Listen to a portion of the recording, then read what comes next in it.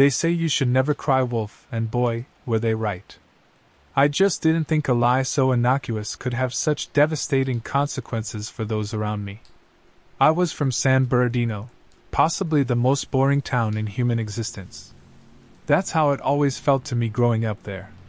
There were never any tornadoes like there were rolling across the plains of the Midwest, not any floods like those surging over a coast in the southeast, nor wildfires like the ones burning through forests in the southwest.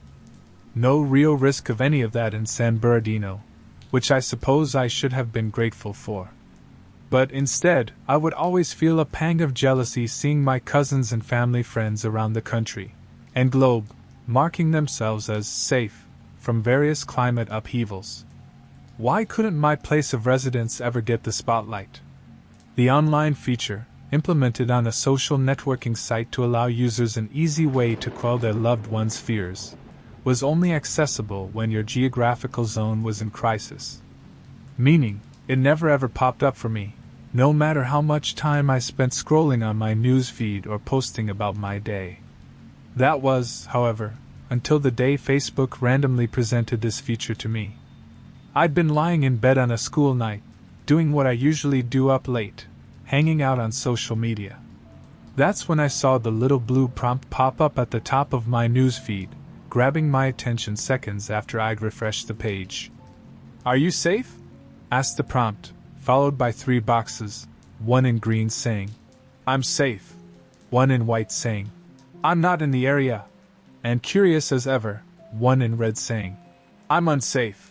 My first thought was that it had to be some joke page my friends had hacked into the site. I assumed it was this, and not a simple glitch, because of the text above it. "The San Bernardino downfall. You appear to be in an area affected by the San Bernardino downfall." Downfall? From the privacy of my dark bedroom, I let out a laugh. What a hoot. Taking the piss out of this lame town was something that never got old. No matter how much I refreshed the page, the prompt didn't go away. It seemingly wouldn't until I selected a response. I could have truthfully replied, yes, or reasoned that I wasn't in the area, or simply not responded. But I wanted to play into the joke. People would clearly know I was joking. What was the harm in it? What else was a downfall supposed to be besides a gag? It might as well have been called the San Bernardino belly flop. With a chuckle, I clicked no. The prompt instantly changed to a status update on my profile page. Harry has marked himself as unsafe from the San Bernardino downfall. It didn't take long for it to get a few reactions from my Facebook friends, mostly in the form of likes or laugh reactions. The comments were great too. "No need for a downfall, this town is already a hole, haha," typed one of my local friends. "Clearly fake, San Bernardino couldn't get any worse, lol," replied another friend who had long since moved away. I woke up still amused by the jokes. As I hadn't got my license yet and only lived a bit over a mile away, I walked to school as I did most mornings, taking in the sight of my dull but pleasant-looking town. I did, however, notice one thing that I didn't see most mornings. A hairline crack in the pavement behind me. I had stopped to tie my shoelace and, as I bent down, saw the small crack behind my foot. It might have stretched down the whole length of pavement I'd walked here on, although surely that wasn't the case. With a superstitious chuckle about stepping on a crack breaking my mother's back, I stepped past it and continued my way to school. The town council needed to better upkeep our roads. But a minute later, instinctively, I looked back at the gray pavement behind me. The crack was still there. My chest tightened slightly in perplexed unease. I'd studied that crack earlier, and it had only gone up to my foot, not ahead of me. This meant the crack splitting itself across the pavement had followed me all these feet. No, that couldn't be true, I told myself, getting up again and forcing myself to walk these concerns off. I must not have seen the crack in the ground correctly. When I looked back again at the crack after a few more minutes of walking, my reassurances changed. Actually, the pavement must be really fragile and is cracking under my footsteps. That's it. Gosh, I must have put on a few pounds. I continued my stroll to school, walking a bit faster than I normally would and looking over my shoulder a lot more than I would too. Was it just my eyesight, or had the crack gotten slightly bigger? Arriving at my high school, I was happy to finally step off that strip of pavement and head inside the building. I stuffed my backpack in my locker, grabbed my books, shut the door, and, in the process, looked down. My stomach lurched.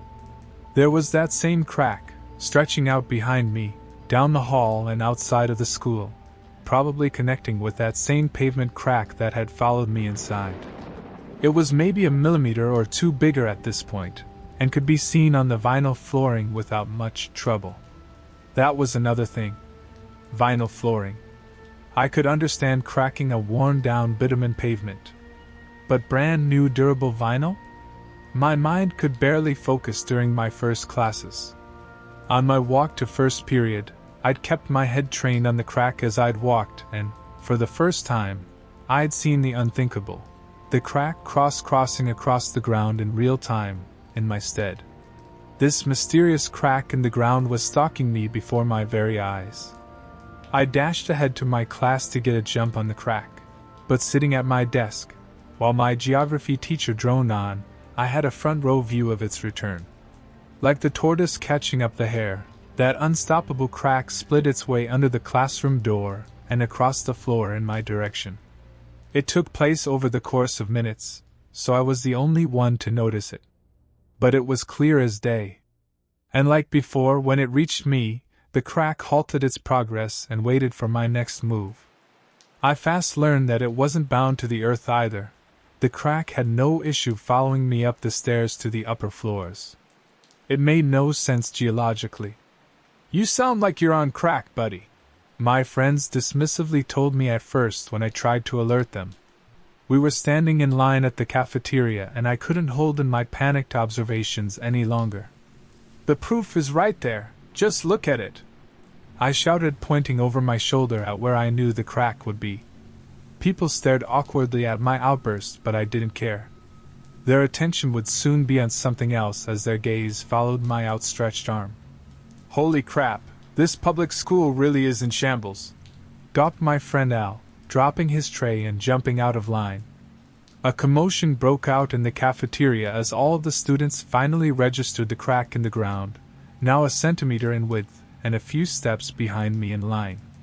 Regardless of whether or not people noticed it was trailing me, it was now unmistakably present. Before long, we were all evacuated to the parking lot outside of the school. Teachers had noticed the cracks spanning the upper levels, courtesy of my classes up there, and identified them as a clear safety hazard. With the structural integrity of the high school in question, classes for the entire day were cancelled. The mood in the parking lot was jubilant. Not only were we going home early, but there was chaos to talk about. Nothing ever happened in San Bernardino, yet now it seemed as if our very school was going to fall down. Fall down. There, in the chattering crowds under the bright midday sunshine, I finally connected the two events. The strange, ominous crack that had been following me and expanding all day, and the strange, ominous Facebook joke post that I'd made about being unsafe from the San Bernardino downfall. I'd posted that I was in danger from it, and now, the joyous energy of relief around me at evacuating the school was abruptly cut short. I was also shook out of my moment of revelation. What did this was the terrifying, surreal sight of the crack rapidly splitting its way across the parking lot asphalt right in front of everyone. It was now an inch wide enough to make a rumbling noise, and moved several paces every few seconds, fast enough to cause instant panic. It was now abundantly clear in the crowded light of day that the crack was headed in the direction of one thing: me. I wasn't gonna stick around to say, "I told you so." I was already off before the crowd pandemonium could erupt, frantically running home on the opposite pavement that I'd walked here on. Stopping and letting the moving crevice catch up was no longer an option for me. Each time I glanced back at it in mid-sprint, it had widened in diameter. It grew from an inch to inches, and then from inches to a foot. It felt like something out of an Indiana Jones movie, and here it was happening to me in real life. Somehow, I made it back to my house in a few minutes and with a 20-second gain on the chasm.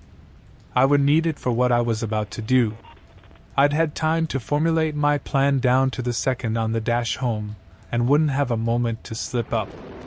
I burned several seconds unlocking the door before leaping up the stairs to my parents' bedroom. That's where I knew Dad kept the keys to his truck. My mom had been dropping him at work and picking him up every day in her car while he was recovering from knee surgery, before driving to her own job. This saving grace is what granted me the slim chance to escape. As I dove across the landing and threw open my parents' bedroom door, I heard the crack catch up to me. The sounds of the front porch shattering apart echoed from downstairs, and then the entryway, and then the staircase. Harried, I tore through the dish on their dressing table, then their bedside table drawer, and finally the hamper by their closet. A jarringly loud crunch and shudder told me that the crack had reached the landing. If the keys weren't in this jeans pocket, I was done for. They were there. Not wasting a second to look back, I did what I'd planned to and jumped straight out the upstairs window. With a roll, I spun myself off the roof and onto the soft grass below relatively unscathed. I didn't have time to catch my breath. Like I'd stood up that same morning when I discovered that crack, I hauled myself to my feet, unlocked the truck and turned the key in the ignition. Just as I hit the pedal, I heard a far louder noise than an engine behind me. In the rear-view mirror, I saw the unworldly sight of my family's atrophied house collapsing on itself, having been split in two and gutted by the encroaching crevice. As I accelerated onto the road, I thanked my stars that no one had been inside at least. Now I was racing down my neighborhood street, faster than I'd ever dreamed of driving. Was it 60 miles per hour? 70? 80? My attention was consumed almost entirely by the ear-rattling destruction on my heels. Destroying my house hadn't sated the speeding crack, now a meters-wide abyss that split apart the asphalt road like the crack of doom. Water pipes burst, chunks of rubble flew, traffic lights collapsed and people screamed and darted out of the way to avoid falling into the void. I didn't look back for long enough to see if they managed it. The only thought in my mind was to get out of town, to outrun this crack somehow. So, I sped my way onto the exit highway for San Bernardino, a curving road boxed in by the mountains framing our town. The constantly turning nature of the road meant that I kept seeing the crack popping up my rear-view mirrors. As the road finally straightened out, and I began to move away from the town, the chasm still hot on my trail, I finally began to accept that I would die. Me and my car would be consumed by the ditch, and God knows what lay below it. Then came a notification beep from my phone. One-handed. The situation couldn't be any unsafer. I opened my iPhone and saw the Facebook notification. Are you safe from the San Bernardino downfall now? I had nothing to lose. Still wildly speeding away, I tapped the little button that said yes. It was counterintuitive, but it made sense to me. And it worked. The second my status update went live, the crashing sounds of the racing abyss ceased. I looked in the rear mirror and saw the crack moving further and further away from me in the distance. It had stopped. I still put a few miles between me and it before I stopped the car. Shakily, I got out of my truck and looked at the San Bernardino skyline. That cursed Facebook feature had started this, and it had ended it. Or so I thought. Suddenly, a crumbling sound louder than any before rang out across the landscape. Had the crack lulled me into false security by stopping? No. Instead, before me, the very silhouette of the town I'd looked down on began to sink downwards. In one solid piece, the building, roads and people began to fall into the ground itself, like a paper cutout someone had cut around the outline of. My insides seized with horrified understanding worse than ever today. The exit road to the town had wrapped around the town itself due to surrounding terrain. In my panicked escape, I'd inadvertently led the chasm around the town in my truck, destroying its foundations and letting it be swallowed up like I feared I'd be. Nowadays, a deep crater is all that remains of San Bernardino. No survivors, not my parents, not my friends, were ever found in the rubble. The town where nothing happened had this happen. All that's left of it are Facebook posts like that one I made, marking myself safe. Mercifully, no one knows the role I played in wiping my town off the map. Experts blamed it on an undiscovered tectonic fault line beneath Oregon, but mostly just buried the story alongside the town. To this day, people still comment on that marked safe post of mine, praising my escape as the sole survivor of the San Bernardino downfall. I don't read those comments though. I don't go on Facebook much at all anymore, for understandable reasons.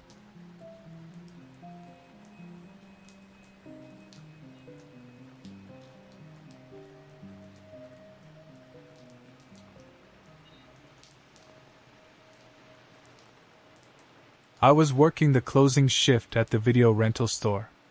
The store was dead by 9:30 p.m., which was typical for a Wednesday in November. I'd already gone through the mindless task of rewinding all of the return tapes, restocked the new releases wall, and wiped down the counter twice. The fluorescent lights hummed overhead, emitting that electrical buzz that became white noise after hearing it for hours on end. I was updating the pricing stickers in the action section when I heard the door chime. I glanced over my shoulder to spot a man, maybe mid-30s, average height, brown hair, wearing a dark jacket and jeans, nothing remarkable. He nodded at me, that brief acknowledgement customers give when they don't want to be bothered, and headed toward the back of the store. I finished up my stickers in action before moving down a few rows to horror. When I was about halfway finished, I realized the store closed in 20 minutes, and I still had to count the register. "Excuse me?" I looked up and the man had materialized at the end of the aisle, hands in his pockets. "Yeah, what's up? I'm looking for something really scary." He smiled, almost apologetic, as if he felt bad for asking me to do my job. "I've seen all the mainstream stuff. Halloween, Friday the 13th, you know. Looking for something, I don't know, different, maybe disturbing." I got this question a lot. Horror nerds love testing our knowledge, and I actually liked the challenge. I stood up, thinking about something unique to offer him. "How do you feel about Italian giallo films?" "I've only seen Suspiria," he replied, his tone implying some level of feigned shame. "But I really enjoyed it." "No worries. Okay, so you can handle Argento." I walked past him to the foreign subsection, running my finger along the spines of the VHS cases. "There's this Lucio Fulci film called The New York Ripper from 1982. I pulled the tape and showed him the lurid cover. "It's brutal, definitely not for everyone. Slasher elements, really violent, kind of sleazy. But if you want disturbing, that's your film." He took the tape from me and studied the cover. His fingers were clean, his nails trimmed. His cologne smelled of leather and spice. He definitely looked like the kind of man who took personal grooming seriously. "The New York Ripper," he read aloud. "What's it about?" "A serial killer stalking women in New York. The killer does this weird duck voice thing that's actually unsettling." I was overselling it now, the way I did when I got going about films. "Fair warning though, it's pretty misogynistic, even for the genre." Fulci wasn't subtle. "Sounds perfect." A red-headed woman browsing the comedy section 2 aisles over looked up sharply, her expression somewhere between concerned and judgmental. I gave her an awkward smile. She went back to examining the much lighter-spirited movies with clear disapproval. He either didn't notice or didn't care.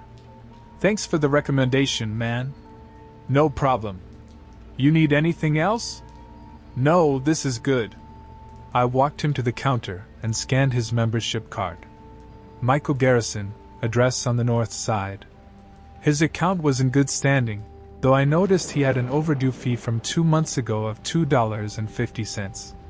He paid it without complaint, rented the tape, and purchased a package of Razzles. The red-headed woman left without renting anything, glancing over her shoulder toward the register on her way out. Thanks. He smiled, opening the package and popping a small handful into his mouth. I'll see you next week and let you know how it went. He left with 5 minutes to spare before closing. I locked the door behind him, flipped the sign to closed, and had just started counting the register when Dave emerged from the back office. You know, he said, leaning against the door frame. Most people would have just pointed him to the horror section and called it a day. But you had to give him the full film school experience. Dave was maybe 50, balding, and wore the same company-branded polo every shift. He managed this location for 6 years and had the tired patience of someone who'd seen it all. He asked for a recommendation? Yeah, and Jenny would have taken him to new releases, handed him Scream, and been done in 30 seconds. You turned it into a conversation. He wasn't criticizing, just observing. You're way too good at this. Like actual customer service, not just transactional bullshit. Corporate would probably give you your own store if you wanted it. I'm good, thanks. Smart man. More money, more headaches. He grabbed his keys from the hook. All right, I'm out.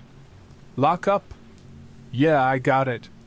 Dave disappeared through the back door and locked it behind him. I heard his car start up and pull away. I finished counting the register and signed off on the paperwork. The store felt bigger when it was empty, all those aisles of movies staring back at me. I hit the lights section by section, then headed to the break room to grab my jacket. The break room was cramped, a table with 4 mismatched chairs, a mini fridge that hummed too loud, and a counter with a coffee maker that hadn't been cleaned in weeks. Someone had left the newspaper spread open on the table. I reached for my jacket on the back of a chair and the headline caught my eye. Police hunt suspect in 4th sex worker murder. There was a grainy black and white photo of a woman, maybe mid-20s, smiling at the camera. Below it were smaller photos of 3 other women. The article detailed locations, dates, and the phrase, "Patterns suggest a serial killer," in bold. I skimmed it while shrugging on my jacket. All the victims were from the north side, found in alleys or abandoned buildings. Police were urging sex workers to travel in pairs, to be vigilant. There was a hotline number. I felt that distant sympathy you feel reading about tragedies that don't touch your life directly. Awful, but removed. I wasn't the target demographic. I folded the paper closed and headed out. The November air bit at my face when I stepped into the parking lot. My breath was clearly visible in front of me. There were only 2 cars left, mine and what I assumed was a late customer's, though the store was definitely empty. On second thought, probably someone who'd parked there to go to the bar down the street. I unlocked the door of my car, a 1991 Nissan 180 SX, and slid into the driver's seat. The interior was cold with that bone-deep chill that seeps into the vinyl. I put the key in the ignition and turned it. Click. Click. Click. Nothing. Not even the struggling grind I'd gotten that morning, just the clicking of a completely dead battery. Shit. I tried again. Same result. I slumped back in the seat, watching my breath fog up the windshield. I sat there for a minute, weighing my options. I could call a tow truck, but that would take forever and cost money I didn't have. I could call my roommate Laura, but she worked nights at the hospital and wouldn't be home until morning. I got out, locked the car, and headed back inside. The store felt even emptier the second time. I went behind the counter and picked up the old cordless still phone off the receiver and dialed Dave's home number from the contact sheet taped to the wall. It rang 4 times before his answering machine picked up, subjecting me to its awful, generic robot voice, then finally, the beep. Hey Dave, it's me. Don't worry if you see my car still in the lot tomorrow morning, the battery's completely dead. I'm gonna walk home, it's not far. I'll deal with it before my shift tomorrow. See you then. I hung up, and then stood there for a moment in the fluorescent silence. The walk home was maybe 30 minutes, 45 if I took my time. I'd done it before when the weather was nice. It was cold tonight, but not unbearable. I locked up for the second time, made sure the door was secure, and started walking. The street was quiet, since most of the shops on this block closed by 8, and the ones that stayed open later, like the bar and the pizza place, were a few streets over. My footsteps echoed off the pavement in the silence, that hollow sound that makes you aware of how alone you are. First, I passed the closed diner, the darkened dry cleaner, and the insurance office with its Venetian blinds pulled shut. Then I approached the electronics store, Patterson's, which always left its display window running overnight. A dozen TV screens glowed in the darkness, all of them usually tuned to the same channel. I slowed down, drawn in by the light and movement, and approached the window. The news was on. A female reporter was standing outside a suburban house, the banner at the bottom reading, "Breaking, 2 more children missing." I could hear the faint audio through the glass. Bringing the total to 5 children reported missing in the past 3 months across neighboring counties. Police say there's no evidence yet linking the disappearances, but parents are urged to keep close watch on their children and report any suspicious activity. The news report cut to footage of a search party, showing a handful of people in volunteer vests walking through woods, probably calling out names. I watched for another moment, feeling a general unease settle over me. The world felt dangerous tonight, full of predators and victims. I thought about the women in the newspaper, about these missing kids, about all the violence happening just outside the safe bubble most of us lived in. The news report ended and cut to a commercial for some 8-minute workout VHS collection, and I continued walking. My route took me through a mix of commercial and residential blocks. The streetlights were inconsistent. Some were bright, some were burnt out, creating eerie pools of shadow I had to pass through. It had been a while since I'd walked home this late, and I'd forgotten how different familiar streets felt in the dark. I was about 15 minutes from home when I first felt a prickling sensation at the back of my neck, the psychic staring effect. I felt I was being watched. I turned around, but the street behind me was empty. There was nothing other than a parked car under a streetlight, the closed storefronts, and a stray cat darting between trash cans. As I pressed onward, the feeling didn't go away. If anything, it got stronger. I thought I heard footsteps echoing behind mine, but each time I glanced over my shoulder, there was nothing other than the empty sidewalk stretching back toward the commercial district. I told myself I was being paranoid due to having read an article about a serial killer and hearing a news report about kidnappings. It was as if my brain was looking for threats that weren't there. But I just couldn't shake it. I was in a residential area now, houses with porch lights on, cars and driveways. It felt safer and perhaps even normal. I recognized the neighborhood. I was maybe 5 minutes from home. Then I heard the footsteps again, and this time, it was definite.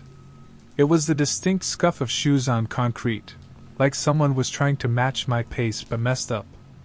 I stopped walking and the footsteps stopped. I turned around and scanned the streets. There were parked cars, trees, shadows, and about half a block behind me, a figure. I couldn't make out the details, just the shape, a person. They were just standing there below a broken streetlight, partially obscured by the darkness. We both stood still, frozen in this weird tableau, as if one of us was waiting for the other to do something. My mind was racing. Should I say something? Call out and ask if they needed help? Run? A porch light came on at one of the houses off to the right, pretty much halfway between us, and a dog started barking. I looked over to the house to see an older man come out with a trash bag and put it in his bin on the curb. I looked back and the figure was gone. I told myself it was just someone else walking home, maybe someone who stopped because I did. Maybe I was the one who freaked them out. I might have even started to believe it, but my hands were still shaking. I walked the rest of the way home fairly quickly. I kept looking back, expecting to see that figure again, but the street stayed empty. By the time I reached my block, I'd almost convinced myself I'd imagined the whole thing. My home was a small 2-bedroom rental with white siding that needed repainting, a chain-link fence around a small yard that was more dirt than grass, and it was parallel to a Chinese restaurant, the Golden Wok. Our landlord, Mr. Sang, was an agreeable enough man. Every year, he always gave us a Christmas card with some candied fruit and a 40% off coupon for the restaurant. He meant well, in his own way. The porch light was on. Lara must have left it on before her shift, and I'd never been so relieved to see it. I hurried up the steps to the porch, fumbled with my keys, and got the door open. I locked the door behind me and leaned against it for a moment. I was inside, safe, and my heartbeat finally started to slow down. The apartment was dark except for the porch light glow coming in through the front window. I turned on the living room lamp and the familiar space materialized around me, our thrifted couch, the television on its somewhat rickety entertainment center, 2 of Lara's nursing textbooks stacked on the coffee table, and my fleece jacket slung on the armchair from yesterday. Everything was normal. I dropped my keys in the orange ceramic bowl on the console table by the door and kicked off my shoes, tucking them underneath the same table. My stomach growled and I realized I hadn't eaten anything since my break at 5 p.m. I headed to the kitchen and turned on the light. The refrigerator's internal light hummed to life when I opened the door, illuminating the sustenance inside. On the middle shelf sat the lasagna from 2 nights ago, Lara's cooking, still half a pan left. I cut a square, dropped it onto a plate, and stuck it in the microwave.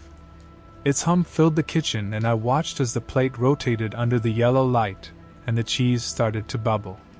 Beep. Beep. Beep. I ate standing at the counter, not bothering to sit at the table. The lasagna was excellent, as always. Lara made it with too much ricotta, just the way I liked it. I could feel the tension from the walk home starting to drain away with each bite. The warmth of the food, the familiar kitchen that was home to many laughs, and the security of our apartment brought me peace. I rinsed the plate and left it in the sink to become tomorrow's problem. Lara would give me shit about it in the morning, but I was too tired to care. I was in desperate need of a warm shower and the comfort of my sheets. I had to be up early to deal with my car situation before tomorrow's shift. I headed down the hallway to the bathroom, already pulling my shirt over my head. The bathroom was small, perpetually humid, and had tiles that had been white once but were now more of a dingy cream. I turned the shower on and waited for the water to heat up. Once steam started to fill the small room, I stepped under the spray and let it wash away the cold, the stress, and the paranoia of the walk home. The water pressure was shit, but it was hot, and that was enough. I stood there longer than I needed to, letting the warmth sink into my muscles. As a result, the bathroom looked like a sauna by the time I stepped out of the shower. I wiped the mirror and looked at my reflection, observing how exhausted I truly looked. I brushed my teeth and changed into the clean white t-shirt and gray sweatpants I'd placed in the bathroom this morning, anticipating my after-work shower. As I made my way to my bedroom, I stopped dead in my tracks when I felt something peculiar, cold air that was coming from a breeze that had no business being there. The warmth of the shower was evaporating off of my skin, replaced by a chill that raised goosebumps down my arms. The door to my bedroom was ajar, which was not out of the ordinary as I'd always left it open when I wasn't in there sleeping, but something was wrong. I could feel the air moving, cold, and insistent. I pushed the door open and felt around the nightstand for the lamp's light switch. The bedroom window was open, the curtains were moving in the breeze and I could hear the sounds of the night outside. I stood there, staring at it for a moment. I walked over to it slowly, the cold air washing over me. The window was pushed up maybe 6 inches, enough for the November chill to fill the room. When did I? And then I remembered. Last night, or maybe the night before, I woke up too hot and my bedroom felt stuffy and airless, the way it usually did when the heat kicked on. I must have stumbled to the window, half asleep, and pushed it open to let in the cool air. I'd obviously forgotten to close it afterward. I was in a rush this morning. The alternative, that someone had opened it, that someone had been in my house, was too absurd to consider. The front door had been locked when I got home, Laura had left the porch light on, and everything was normal inside. I pulled the window shut and felt the resistance as it stuck slightly in the frame as usual. The sound of the wind immediately muted and the curtains remained still. I flipped the latch closed, locking the window shut. The room already felt warmer. I got into bed, turned off the lamp, and pulled the covers up. The room went dark, just the ambient light from the street filtering through the curtains. I could hear the house settling, the old pipes ticking, the furnace humming to life in the basement. I closed my eyes and sleep came quickly, that heavy pull of exhaustion dragging me under. I don't know how long I was out, but something woke me. A sound. I lay there in the dark, eyes open, listening. The house was full of sounds at night, and I'd lived there long enough to know them all. Creak. The sound had come from the hallway. At first, I thought it was the floorboard settling, but then I heard it again. It wasn't a random creak. It was footsteps, slow and deliberate, someone walking carefully, trying to be quiet, followed by the jingle of keys. Laura.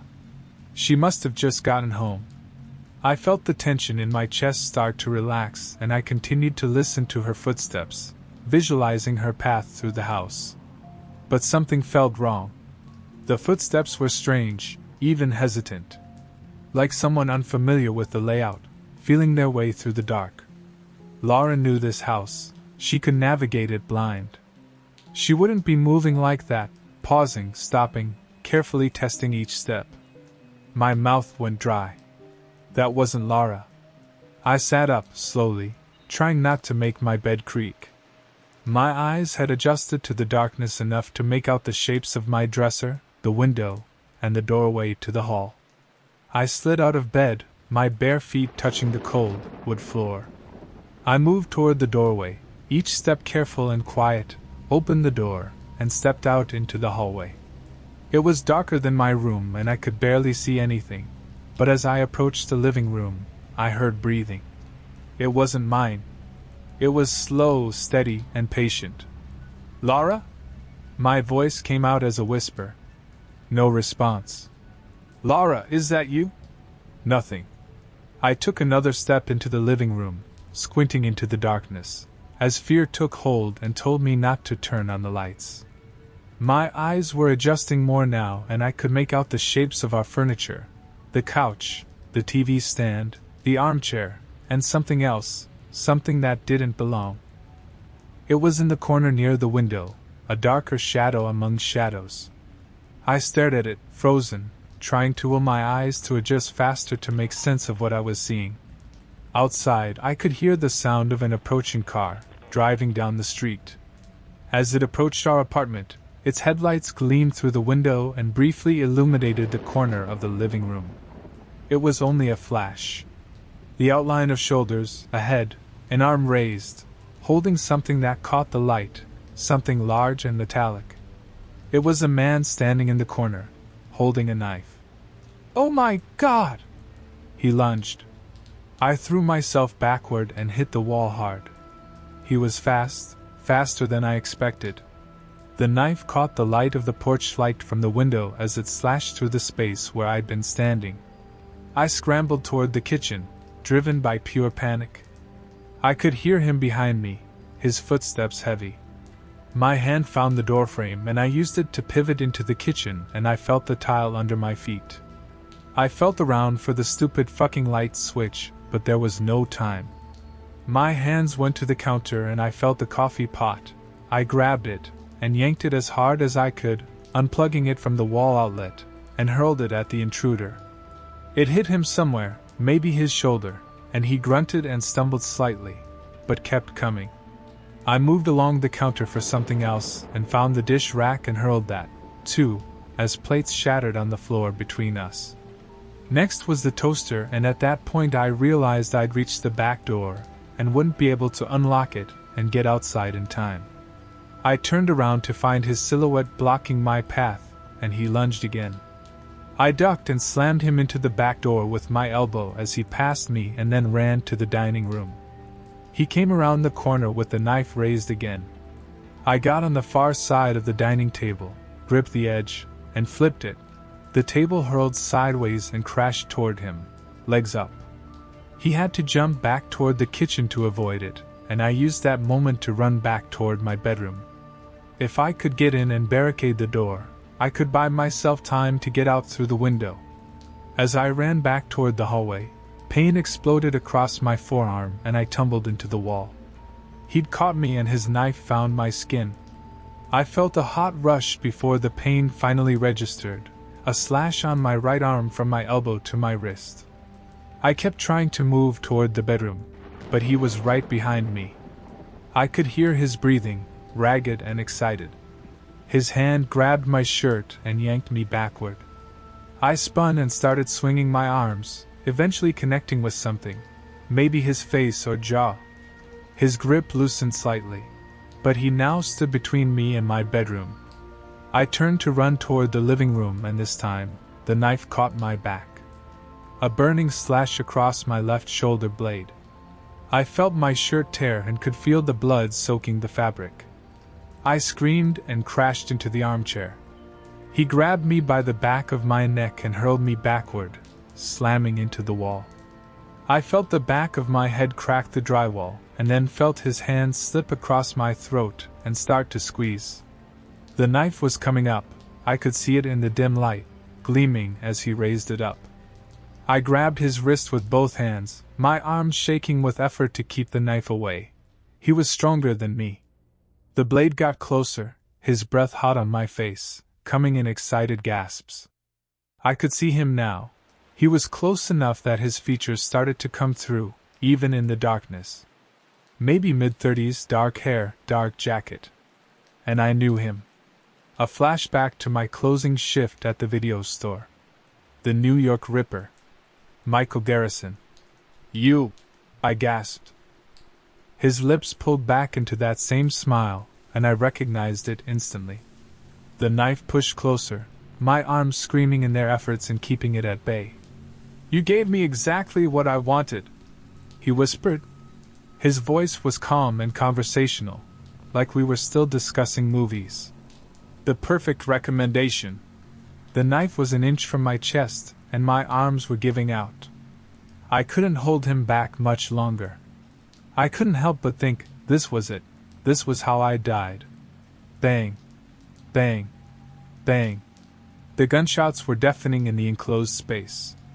Michael's body jerked, his grip on my throat relaxed, and the knife clattered to the floor. He took a step back, his face an expression of shock and confusion, released his grip on my throat, and slumped to the floor hard. I began coughing uncontrollably, desperately trying to find air to breathe. I looked up to the light coming from across the room. Laura stood in the front doorway, in her work scrubs, her purse on her shoulder, both hands holding her late grandfather's revolver, the one she always kept nearby for personal protection. I never thought I'd ever see her have to use it. I could see the smoke curling from the barrel and her hands were shaking, the gun wavering in her grip. "Oh my God!" she whispered.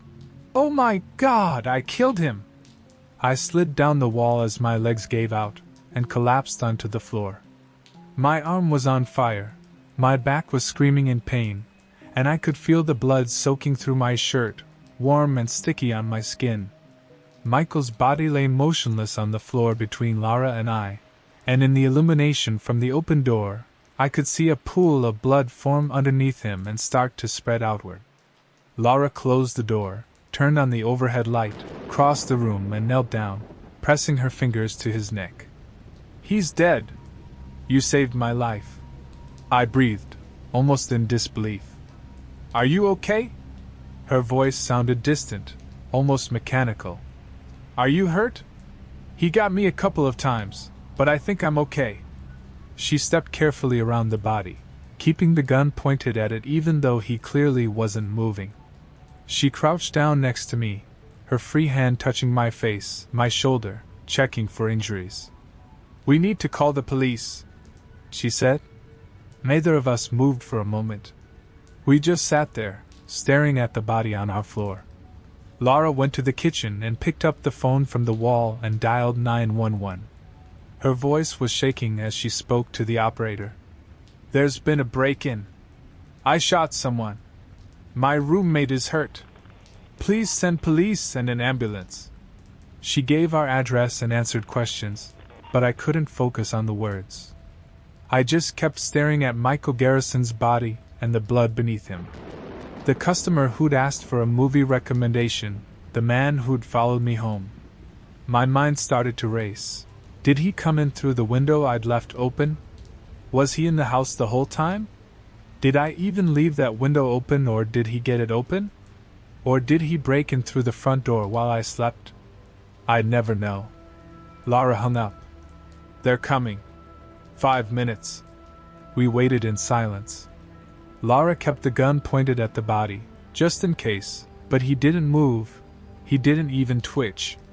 The siren started maybe 3 minutes later, first far away, then getting closer and louder.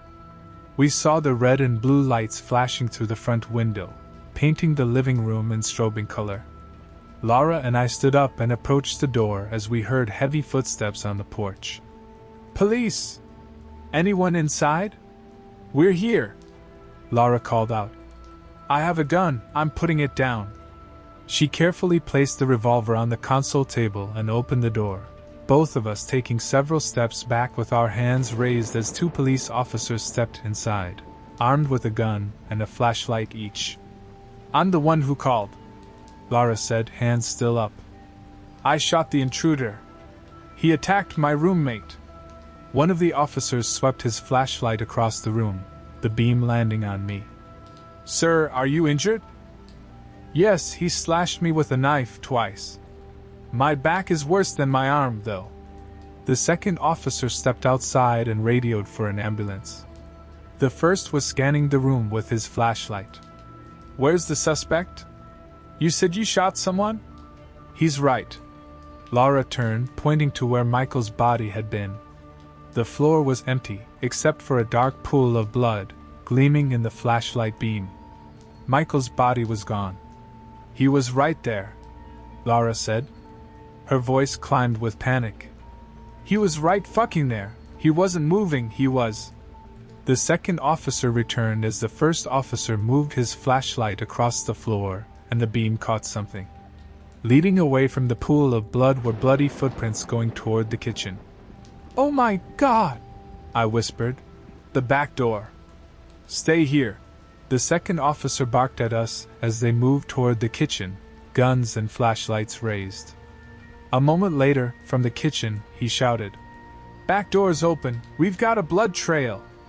As if on cue, more sirens appeared in the distance and grew louder as they approached. The first officer returned to the living room, talking into his radio. "Suspect fled on foot, wounded, possibly armed. White male, 30s, dark clothing, significant blood loss. Set up a perimeter upon arrival." Everything started to blur and fade out, and I could feel myself swaying on my feet for a moment. Then I felt myself hit the floor with a thud. When I came to, I was being placed in the back of the ambulance. The EMT said I probably fainted from the stress, as the blood loss was significant but not life-threatening. While my wounds were being treated and a police officer took my statement and asked questions, my eyes didn't leave the front door of our apartment. I was in disbelief of everything that had occurred and was so zoned out that I only vaguely remember hearing, "Area cordoned off," and "From the knife block in your kitchen," and "Conduct a full sweep of the neighborhood." They kept me in the hospital for 2 days, mostly for observation for psychological concerns, as the wounds weren't as bad as they felt. The one on my back needed 12 stitches, the one on my arm only needed 6, and I didn't suffer a concussion. There was no permanent damage, though the doctor warned I would be sore for a while. The police hadn't found Michael Garrison, though their search continued. They searched his apartment, the lease was in his name, and the rent was paid through the end of the month. They found newspapers with articles circled, Some stories about the sex worker murders, some about the missing children. Neither were connected to him, but he'd been following them closely for some reason. There were maps of the city with some routes marked, and one of them went past the video store I worked at, and one past my house. The detective assigned to the case said they had alerts out at every hospital and every clinic in the area and in a few surrounding towns. Someone with 3 gunshot wounds can't just disappear, he told me. We'll find him. They hadn't. Laura stayed with me at the hospital, and she barely slept. Dave had my Nissan's battery replaced and parked it outside my apartment and brought the keys by the hospital. When they discharged me on the second day, Laura insisted on driving me home even though she was supposed to visit her parents that weekend. I should stay, she said for the 10th time as we pulled up to the house. I shouldn't leave you alone. Your parents are expecting you, I said, and the police are watching the house. I'll be fine. Go. If anything feels off, I'll call you. I promise. She didn't look convinced, but she helped me inside. Mr. Sang caught us on our way in and gave us 2 large containers of miso soup. In his thick accent, he told us he heard the commotion, the gunshots, and later heard the full story from the police, said he was glad we were okay, and so on. He shuffled back to the restaurant as Laura double-checked to make sure that I had my pain medication and the phone number for the officer posted outside. Lock everything, she said. Windows, doors, everything. I will. She left reluctantly, looking back twice before getting in her car. I locked the front door behind her and set the chain. The house was quiet, different than it had been before. The blood was gone. Some crime scene cleaning service had come by, but I could still see it in my mind. I went to the kitchen and ate some of Mr. Chang's soup. It was warm and salty and exactly what I needed. I took my pain medication and headed to my bedroom. I checked the window, making sure it was locked, and then pushed my heavy dresser in front of it. I knew it wouldn't stop someone who really wanted to get in, but it made me feel better. I got into bed and turned off the light. I lay there in the dark, listening to the sounds of the house. Every creak, every tick of the pipes made my heart race. I knew the police officer was outside, just a phone call away, but it didn't help. I didn't sleep. I just lay there, staring at the door, waiting for the sound of footsteps. He's still out there. Somewhere.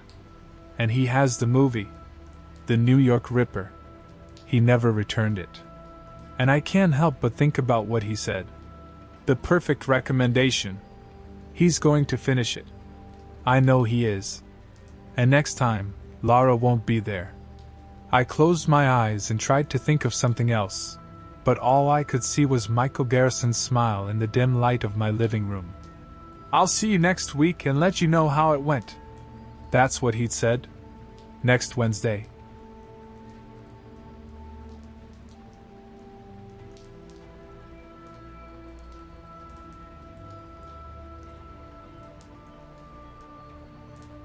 Nobody remembers my neighbor. I don't know who else to talk to about this. I guess I just need to talk to somebody who doesn't live here. This all started a few weeks back. The neighborhood watch in my area has always been more of a joke than anything. It's a quiet suburb, so aside from the occasional coyote sighting, there doesn't tend to be much cause for alarm. It makes the older folks feel safer though, and it gives the guys on watch a sense of purpose. Whenever we see the watch out and about, we'll offer them a cold drink, or maybe a snack, chat about life. It's a fairly close-knit neighborhood, so we try to take care of each other. They are primarily retired. One of them used to be on the police force here in town, and it comforts him to feel like he's still doing his part to keep his neighborhood safe. His name is Jim, the other guys are Donnie, Carl, and Dion. Donnie puts together model planes in his spare time. Dion has 5 grandkids and used to work for the Postal Service. And Carl is a conspiracy theorist. You pick these things up when you live in a tight-knit community like this. Everyone here knows each other. That's what makes this such a weird thing. About 3 weeks ago, the neighborhood watch got a call from this quiet family that lived a street or so over from me, complaining about strange noises coming from outside their house. I was outside smoking a cigarette when I saw Donnie hustling over in his golf cart with a sense of urgency I rarely witness out here. I asked him what the occasion was, and he told me the Millers called in, sounding a little panicked. The Millers mostly kept to themselves, so I was surprised to hear that they even called our neighborhood watch for this. He went about his business, and I put out my cigarette and went to bed. The next day, I saw Donnie doing rounds around the little neighborhood park while I was coming home from shopping for groceries, and curiosity got the better of me, so I pulled over to ask him about it. "Hey, Donnie!" I waved out of my window at him, and he waved back cheerfully. "Did you find anything over at the Miller's house last night?" Donnie's smile faded into a blank stare, confusion muddling his eyebrows together. "I beg your pardon, Adam? You were investigating some kind of noise complaint at the Millers last night, remember?" I half laughed, not expecting that kind of reaction from him. "Who the hell are the Millers?" He also half laughed, as though he felt left out of some joke. I paused, wondering if Donnie's mental faculties might be starting to deteriorate in his old age. That would be heartbreaking. "The Millers. You know, the family in the corner house on Carmen Avenue?" He stared at me for a long moment with a look on his face that suggested he was worried that I was the one losing my mental faculties. "Adam, that house is empty. Nobody lives there." I opened my mouth and then closed it again. I wasn't sure how to interpret what was happening in this conversation, but it didn't seem like it was going to be productive. "Okay, Donnie, maybe I misunderstood. Thanks for looking out for the neighborhood." I rolled up my window and started driving home, but there was weight in my stomach now that wasn't there before. I couldn't quite place it, but something about his certainty felt wrong. It was off-putting. I drove past my driveway and straight to the corner house on Carmen Avenue. There was no car parked outside like there usually was. I walked up and rang the doorbell, rehearsing made-up reasons for being there in my head. No answer. I waited a bit and rang the doorbell again. Maybe they just weren't home. That would explain why the car wasn't there. I sighed, shook my head at my own paranoia, and went home. When my girlfriend got home from work, I decided to talk to her about it. "Laura, the weirdest thing just happened. Do you remember how I told you that Donnie was going to check out the Miller's place last night?" She stared at me like I had just accused her of adultery. "Who are the Millers?" I blinked. "The Millers, Laura, with the 3 little kids, they live on the corner lot 1 house street over. They brought us banana bread for Christmas one year." She was staring at me in horror. "What are you talking about? Are you setting me up with some kind of punchline? Nobody has ever brought us banana bread for Christmas, and nobody lives in that house."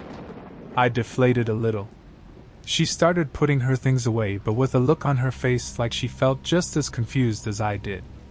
Over the course of the next week, I asked a few more people about it, but they all agreed that there was never a family called the Millers that lived in that house. In fact, they couldn't even remember the last time that house was occupied. I started wondering if I had just imagined them, if I had just imagined Donnie talking about going there the other night. I went into a rabbit hole on the internet about the Mandela effect. I didn't get much sleep for a few days, but ended up chalking it up to just one of those things, for my own sanity, and tried to move on. I coasted on that for about a week. One night, my girlfriend got home late from work and looked suspiciously concerned. I asked her what was up, and she mentioned running into Dion on the way home. He was rushing over to Alex and Tanya's place in response to them reporting strange sounds coming from outside of their house. I could tell she was troubled. "Adam, didn't you say Donnie told you the same thing about some other family last week? The Miltons or something?" she asked, incredulous but uncomfortable with the familiarity. "The Millers," I sighed. "Only he doesn't remember that happening, and everyone is telling me the Millers don't exist." Her lips pursed. "I have never seen a family in that house, And I don't know a family called the Millers, but it's weird. It's weird that I just experienced the same conversation with Dion. She swallowed hard. Do you think maybe you dreamed it? Maybe it was a premonition? I was wide awake, Laura.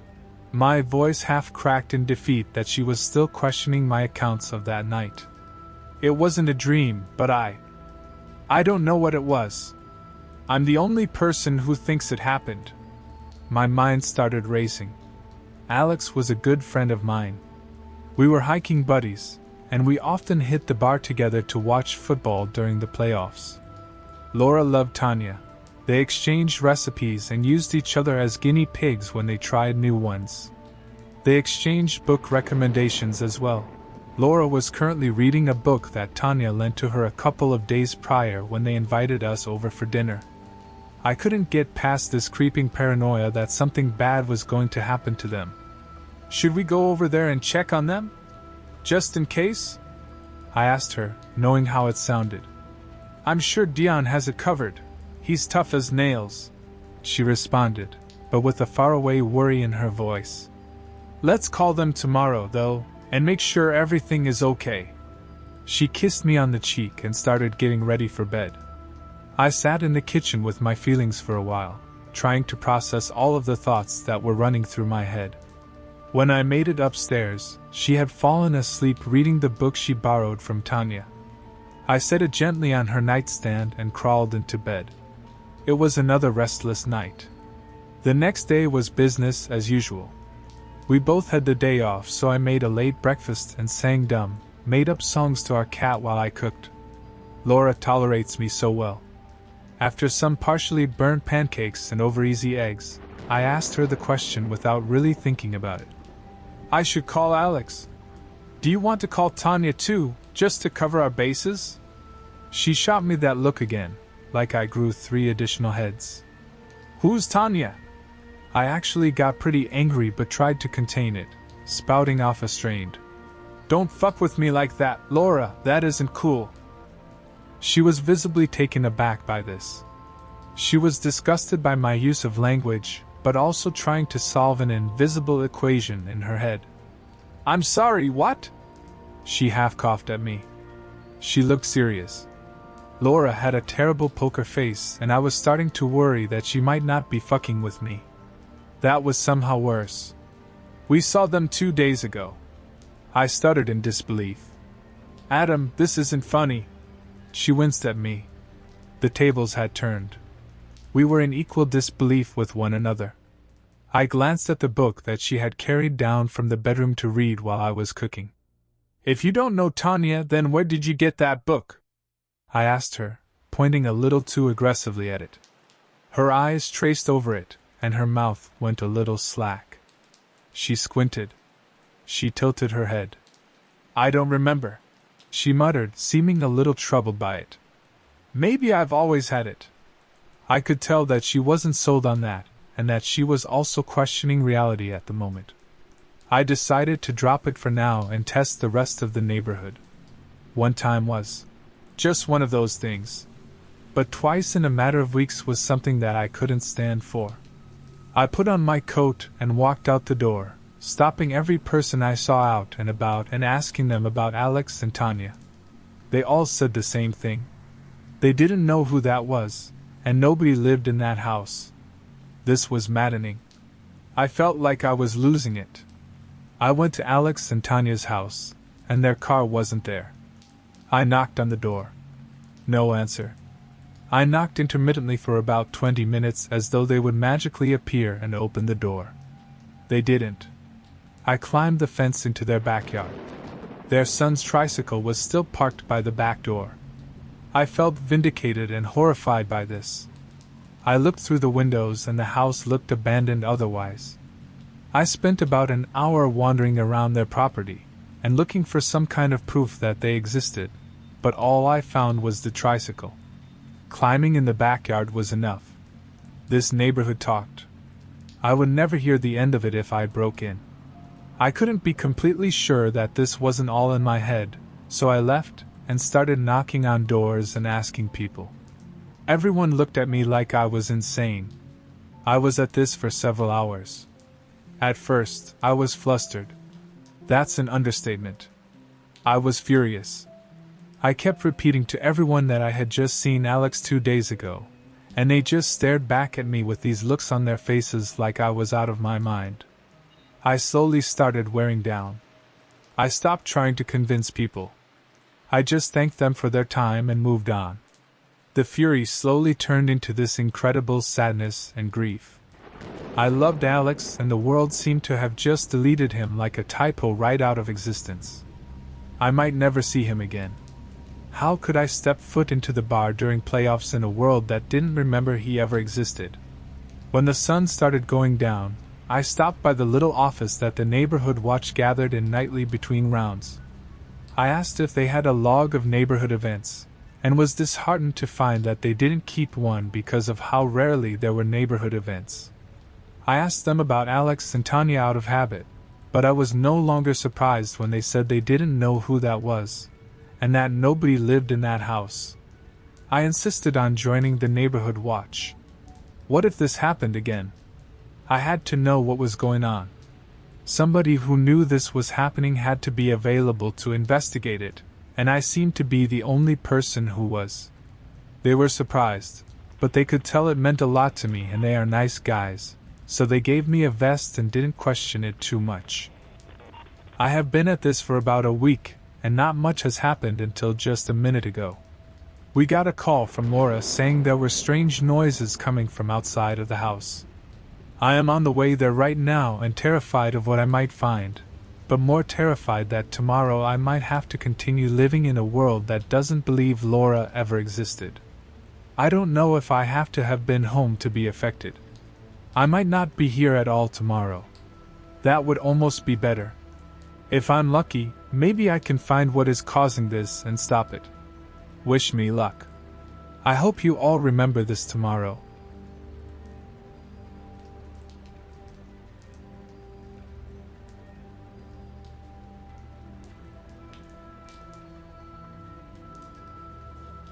I took up smoking last month. Why the hell not at this point? What, exactly, was I trying to stay alive and healthy for? That sounds dramatic, I know. But really, the fucking year I've had, if you'd been there, you'd understand. It started with my mom dying last January. The only family I had left. She was only 56, in perfect health, but that doesn't matter when some asshole decides to drive himself home after one too many beers. He walked away with just a couple scratches, by the way. So fucked up how that always seems to happen.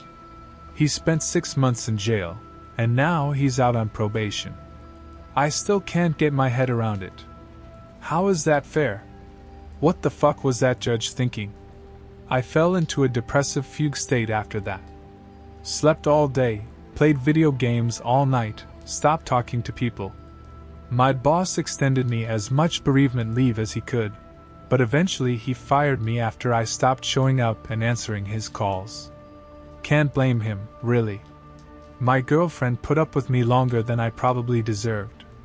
I guess she figured it'd be pretty shitty to leave a guy for being sad his mom died.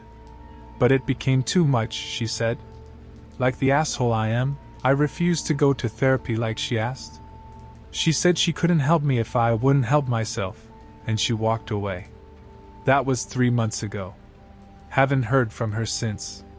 The unemployment check stopped not long after that, so I had to take a much shittier job a few towns over and move into a perpetually damp basement apartment. My friends started drifting out of my life once I no longer lived close. Oh, and my car crapped out, so now I have to walk half an hour to the nearest bus stop before the sun comes up to get to work, or the grocery store, or literally anywhere else. What else? I saw a mouse in my apartment a few days ago, and I'm sure there are more where that came from.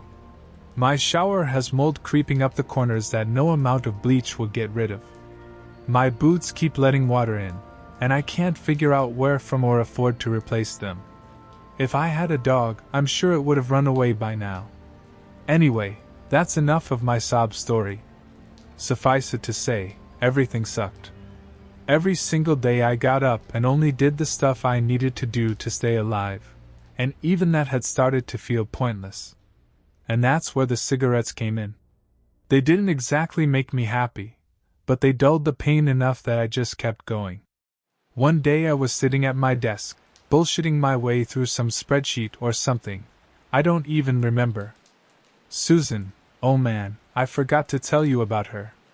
She had this god-awful high-pitched voice, the most grating laugh I've ever heard, and she did this obnoxious throat-clearing thing every 10 seconds that made me want to smash her face in. No, you know what? Never mind. It doesn't matter. So Susan was clearing her throat even more than usual, and I'd forgotten my noise-canceling headphones at home. Barry was whistling away at the desk next to mine. It was driving me up the wall. I felt like I was going to punch a hole right through my desk any second. So I went out for a smoke break. Technically we weren't supposed to smoke at all on company property, so I went around back where there were no windows. I had to stand by the dumpsters, but it was better than walking all the way down the street to the park. There was a patch of trees behind the building. Nothing much, just went back maybe a quarter mile until you got to the highway on the other side. I was standing there staring into it, not really thinking about anything, just trying to regain my cool before I went back inside. As I was about to toss the cigarette and get back to work, I noticed something. It hadn't been there before, I was sure of it. I'd never seen it on any of the dozens of smoke breaks I'd taken back there. A trail. Why would anyone even put a trail back there? Who would want to hike in a sad patch of trees by the highway? But there it was. The trees around it were bare, their leaves having fallen and started to rot on the ground weeks ago. But not on the trail. It was coated with a layer of yellow and orange leaves, golden bright, like they'd just fallen. A few still clung to the branches overhanging it. I knew it was weird. A trail that shouldn't be there could not lead to anything good. But something about it drew me in. I can't really explain it, but I just felt like if I followed it I would find hope at the other end. I'd had so little of that the past year that I just couldn't make myself turn away. So I followed it. The leaves were just starting to turn crisp. They had that satisfying crunch when I stepped on them. As I walked, a few more leaves dropped gently from their branches and fluttered down to the ground. The further I went, though, the fewer leaves were on the ground.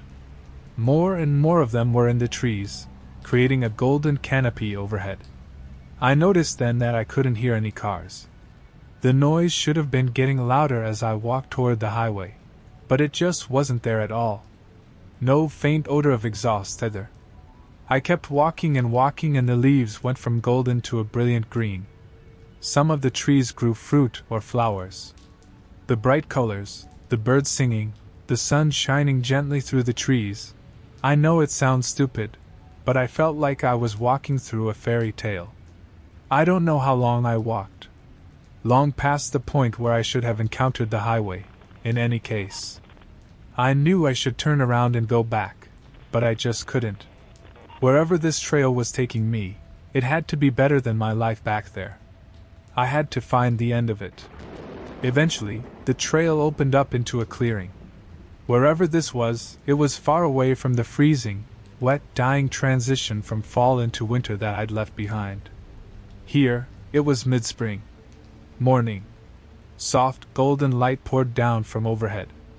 Dew coated each blade of grass. Birds sang, bugs hummed. And in front of me was a house.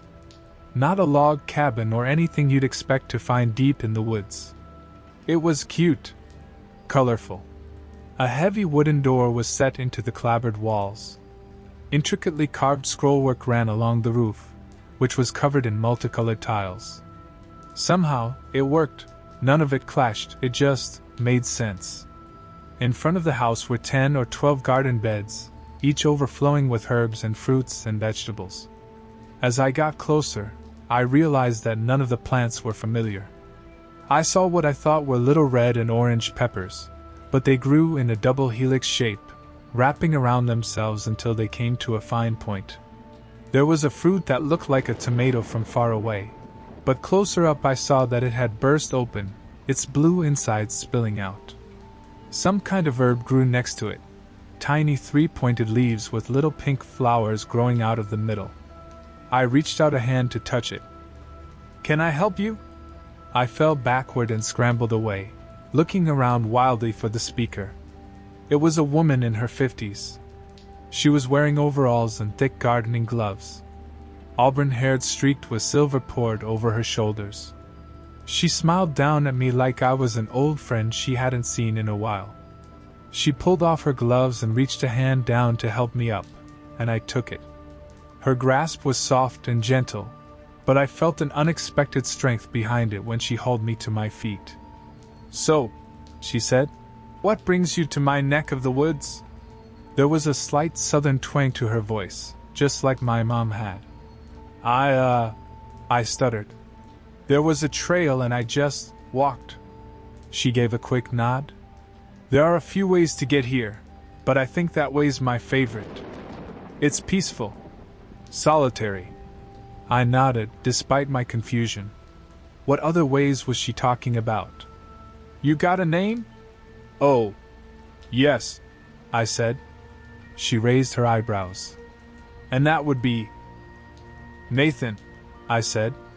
How had I forgotten to say it before? Something about this woman's presence was throwing me off. "Hello, Nathan. I'm Gwen. Welcome to my humble abode." Suddenly I realized that I shouldn't be here. I was trespassing. And I was ridiculously late getting back to work. "I'm so sorry to intrude, I'll just get going," I said, turning around. Gwen grasped my hand again. "Nonsense. What kind of barbarian do you take me for? You're my guest, and you're welcome here. Come on inside and I'll get you something to eat." "I appreciate it, but I've really got to get back to." "I insist." She turned and walked toward the door, and I followed. I wasn't ready to leave this place yet. Inside, she sat me down at a long wooden dining table. The ground floor was a single room, small but cozy and inviting. Big armchairs piled with mismatched pillows and blankets, a big fireplace, stacks of old books along the walls. In the kitchen area, the shelves were crowded with jars full of herbs, dried mushrooms, and a bunch of things I didn't recognize. A huge cast-iron pot was boiling away on the ancient-looking stove. It was a lot like the one my grandma had when she was alive. Gwen set a mug of tea down in front of me. It didn't smell like regular tea, like Lipton or whatever. It was somehow sweet and savory at the same time. I could see some tea leaves still floating around at the bottom, plus some of those tiny pink flowers. "Well, go on," said Gwen impatiently.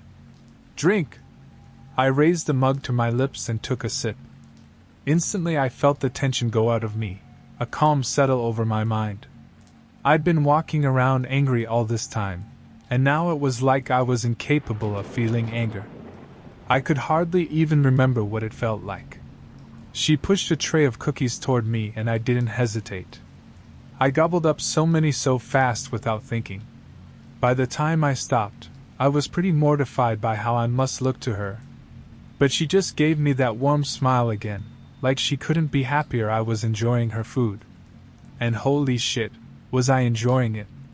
I don't know what was in those cookies, but they were the most delicious I've ever had. Sugary sweet, but not cloying.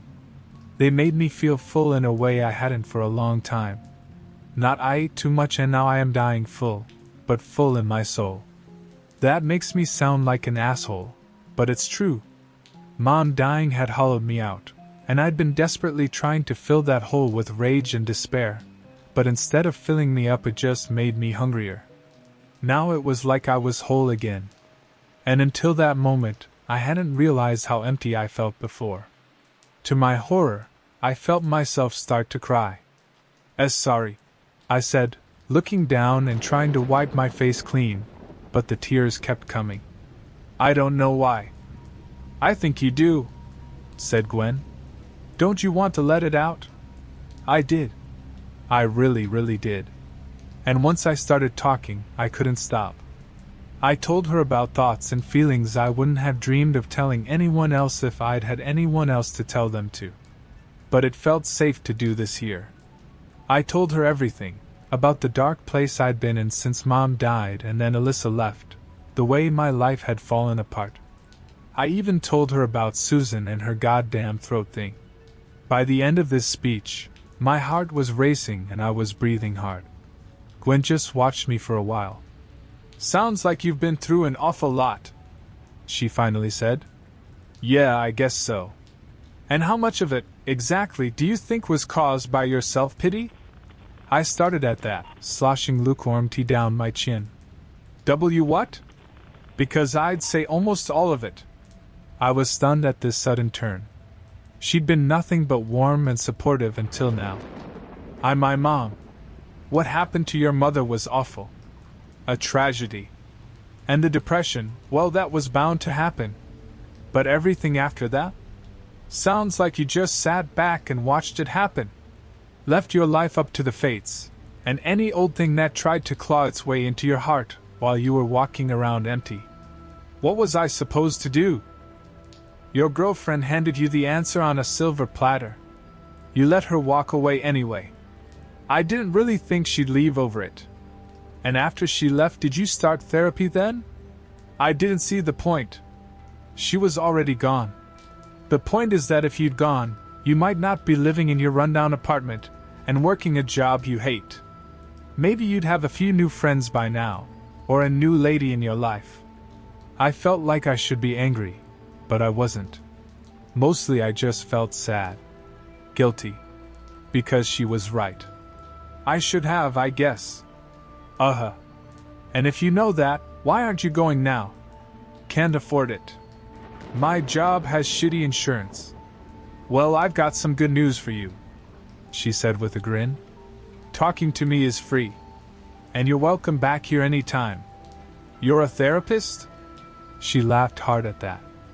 Oh, honey, no. But I do make an incredible brown butter pumpkin pie, and that's almost as good. My spirits started to rise again. That's my favorite. Mine too. There was a long silence. Then I said, I don't even know where to start. You start small, Gwen said gently. If you set out to fix it all at once, you'll get overwhelmed and fail. Pick one thing that feels doable, and make a change. It could be anything. I nodded, now lost in thought, sifting through all the things that were wrong in my life and what I could do about them. There were so many, it was hard to choose. I started to reach for another cookie, but suddenly became aware of how much time I'd passed there. Oh no, oh shit.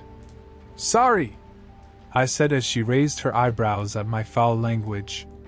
I should have been back at work like 2 hours ago. I can't lose this job. I wouldn't worry, said Gwen. I've got a feeling you'll make it back all right. Come with me, I'll show you a shortcut. We went back outside toward the tree line and Gwen pointed vaguely into the trees, told me to follow the path, that I couldn't miss it. But I couldn't see a path. I turned around to ask her to point it out again, but she was gone, like she just vanished from the spot.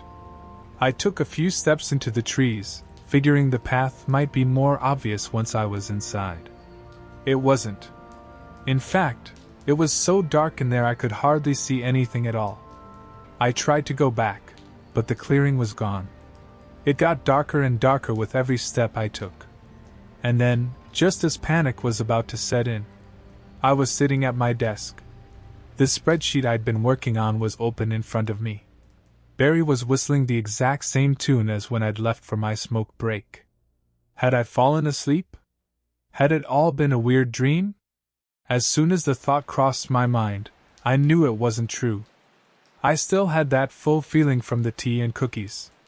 There were even a couple of stray crumbs on the collar of my shirt.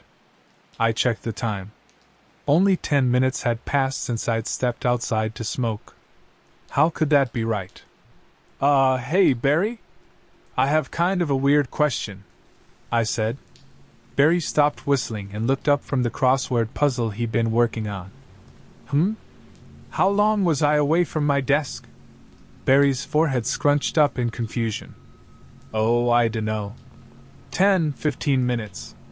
Like usual. And how long ago did I get back to my seat? Now he was starting to look genuinely worried about me. Just now, maybe 30 seconds ago. Do you not remember? Don't worry about it, I said. It's just been a weird day. If you say so.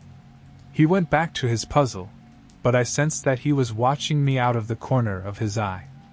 I tried to go over the events of that morning again in my mind, but it was making my head spin. Nothing that happened made any sense. I was starting to realize how stupid I had been to just wander down a random path to a place that physically could not have existed. I needed something else to focus on. Nothing to do at my desk but work, so I got back to it. It was weird, never in my life had I worked that hard for that long. The work was still boring and kinda pointless, but I just kept going. Every time I felt like stopping, like this was stupid and I'd rather be doing anything else, something in me just powered through. Yeah, it was bullshit, but I was never going to get anywhere better by slacking off. Stupid, pointless tasks are the key to success, I guess. By the time I had finished, it was well past dark. Most of the offices had their lights off, and only a few people were still milling around. I looked at my phone. 5:46 p.m. Fucking fuck, I mumbled. Something the matter? Asked Barry. He had stood up and was pulling his coat on. I missed my bus, I said. My options are wait an hour for the next one or spend half of this day's pay on an Uber.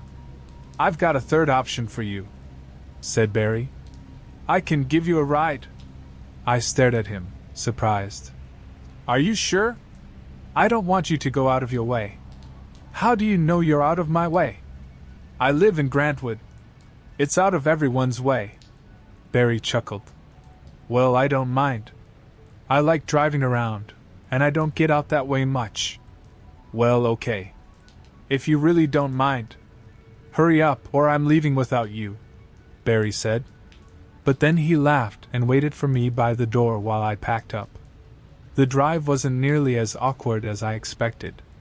Barry's music was bad and the car smelled kind of funky, but at least he knew when to talk and when to just let the silence be. A lot of the people who take my bus could learn a thing or two from Barry.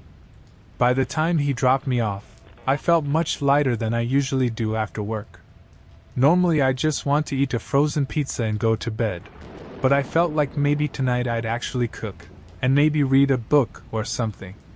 My mood soured as soon as I opened my apartment door and the damp smell washed over me. Back to reality, I guess. Still, I at least made myself a sandwich instead of a frozen meal. I even put some vegetables on it. The next morning, it was back to the bus. I could feel the misery starting to creep back in. I tried to shake it off as I walked into the office, to have a positive outlook, but I swear to God the instant I walked past Susan's desk and she did that throat-clearing thing again, it just shattered my will to have a good day. That place fucking sucked, there was no way around it. Barry smiled and greeted me as I approached my desk, but I barely managed a terse, "Hey," before I sank into my seat and switched my computer on. Barry looked taken aback but didn't say anything, just went back to work. I felt a twinge of guilt at that, but not enough to apologize. I spent maybe an hour working on another pointless task before I couldn't stand Susan anymore. I got up and basically half ran to the bathroom just so I could have some peace and quiet for a few minutes. Get my thoughts in order. I yanked open the door and by the time I realized there was a dark, empty void in front of me I had already stepped through and started falling. I don't know how long I fell, exactly. It was probably just a few seconds, but it felt like longer. Like months or even years. I landed hard on a wooden floor. Groaning, I pushed myself up to a sitting position so I could look around. The cottage. I was back. "Hello there," said Gwen. She was crouched down, loading something into the oven. "You find another way here? What was it? Some kind of void?" I rose slowly to my feet. Gwen slammed the oven shut and stood. Ah, that one takes some getting used to. It's alright after a while though. Once you learn how to land on your feet. How did I? I didn't do this on purpose this time. After you make it here the first time, it gets easier. You don't have to decide to do it, you just have to want it. It wasn't making a lot of sense to me, but then again I was still recovering from the fall. I'd ask how you've been, but the fact that you're back tells me the answer is not so great. Yeah, that about covers it. What's troubling you? I sat down at the table, and Gwen was already placing another cup of tea in front of me. It was sweet this time, like apples with cinnamon. I think I might be broken. Gwen raised her eyebrows. Whatever you did to help me last time, it didn't last. I had an okay afternoon, things were starting to look up, just a little. But one little thing goes wrong and I just lose it. There's that self-pity again. Things just happen to you. What did you do about it? I shrugged. That's what I thought. What can I do? Where do I start? Gwen smiled, and for the first time I felt unsettled in her presence, like I had walked into a trap. The warm, welcoming smile was gone, replaced by a wicked grin. Her face was harsh, all sharp angles and shadows. I leaned away from her unnerved. Suddenly her face softened, settling back into its usual cheerful expression. She slid a plate of pastries across to me. I took one and bit into it. A sense of ease washed over me, erasing my fear. You've got to get to the root of your problems. Dig deep. This all started with my mom dying. I can't bring her back. No. You can't. But there are other things you could try. Like what? Oh, you'll think of something. All done? I nodded as I shoved the last bit of the pastry into my mouth. Good. It's time for you to go. What? But I was already gone. The room fell away and I was in the void again. Next thing I knew, I was crashing to the bathroom floor, landing hard on my hands and knees. I took a minute to scan under the stalls. No one was in there. So that was something, at least. Still in a daze, I brushed myself off and made my way back to my desk. I blazed through my work like the day before, but it was different this time. Instead of feeling energized, it was like I was in a fog, like I wasn't really thinking, just doing. I was barely even aware of what I was typing. A couple of hours had passed by the time I was jolted out of this state by someone standing in front of me, talking. With sudden dread, I realized it was my boss. Probably chewing me out for something or other. I'd missed everything he'd said so far. But now that I was finally tuning in, I realized it wasn't that. The opposite, actually. He was praising my work from the day before, saying if I kept it up I'd be looking at a raise in 6 months, maybe a promotion in a year. I nodded and thanked him before he walked away, but I couldn't really absorb what had happened. Partly because of the fog settling back in, but also because I'd never been the kind of person who got raises, and especially not promotions. Before my mom died, I just kind of floated from job to job, doing well enough not to get fired but never enough to stand out. That was the way I liked it. That's what I told myself, anyway. I kept working in that fog until I noticed Barry talking to me, offering a ride again. The whole way home, I could hear Barry talking, trying to make conversation, but the fog was just getting worse and I barely understood him. I just nodded along and smiled now and then and hoped he wouldn't notice how out of it I was. By the time he dropped me off, I was basically falling asleep. I gave him a slurred goodbye and stumbled to my apartment, not sure I was going to make it until I was sliding the key into the lock. I didn't even bother to eat, just crashed on my bed and was out instantly. The next morning I was somehow even more tired, despite the 10 hours of sleep. I felt heavy, like I was sinking down into the earth. Somehow, I made it to work. I'm not normally a coffee person, but I was mainlining the breakroom sludge that day. I added a lot of sugar to mask the taste, but it actually made it worse. Slowly, the caffeine brought me back to my senses.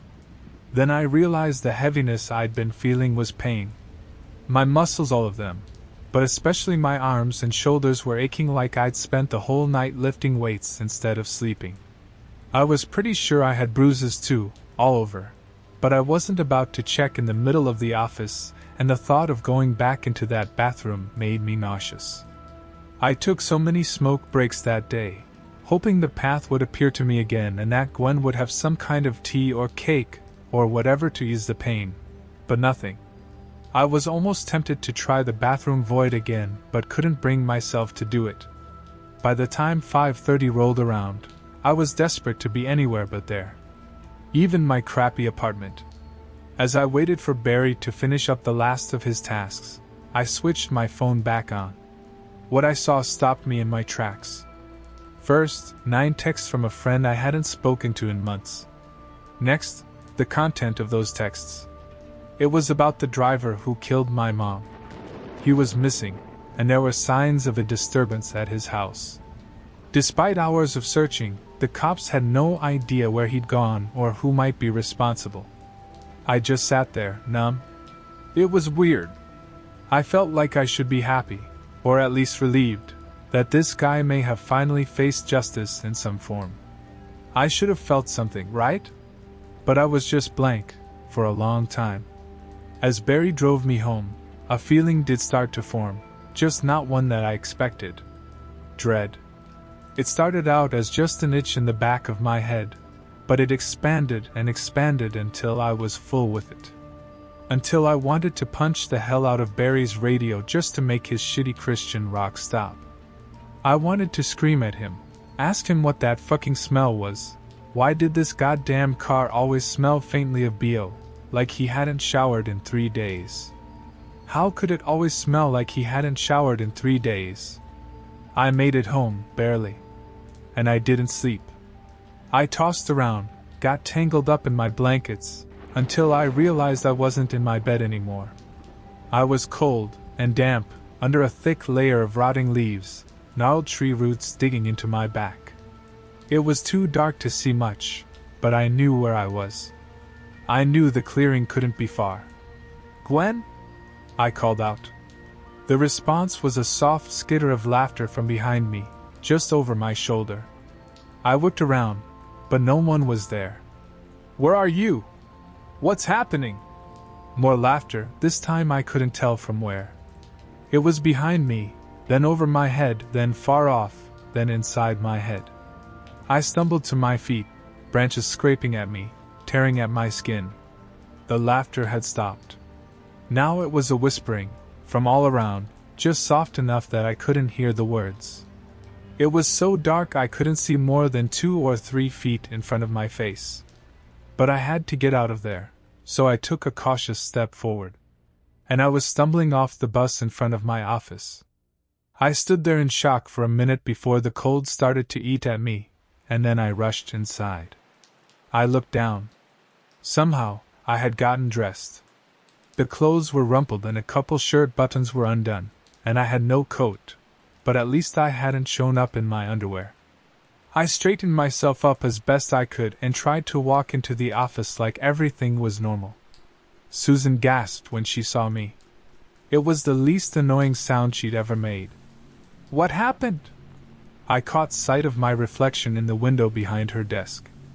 My clothes were mostly fine, but my face was scratched up and blotchy with dirt. A cat? A cat?" Susan stared at me, her mouth hanging open ever so slightly. "An angry cat," I said, pissed at myself for not coming up with a better lie. "You were attacked by an angry cat."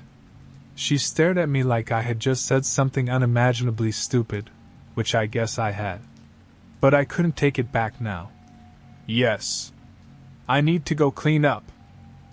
I left before she could say anything else. I paused outside of the bathroom for a second before I shoved my way through the door. My face was a mess, and my hands weren't much better. I washed up as much as I could, but the scrapes still looked pretty gnarly. It was bad enough that I considered taking a sick day, but I only got 5 of those a year. Plus, I was already there. and I had no desire to spend more time in my crappy apartment, which was also now apparently a portal to hell. So I went back to my desk and kept my face pointed directly at the computer screen. Barry tried to talk to me a few times, but I brushed him off. It would be the bus that night for me, I guessed. The fog was back, and I was struggling to pay attention to anything happening around me. I never got up from my desk, but I think I maybe got 5 minutes of work done the whole day. By the time I packed up my desk and left, it was dark and freezing outside. Clumps of wet, heavy snow pelted me all over, and without my thick winter coat my clothes were soaked through pretty fast. I stood at the bus stop shivering hard, the wet cold sharp against my skin. The bus was late, and yet I was still the only person standing here, a lone figure under the dull light of the street lamp, surrounded by darkness. I was about to descend into a spiral of self-pity about that until I heard the noise behind me. The quiet clacking of heels on pavement, and then, AUM.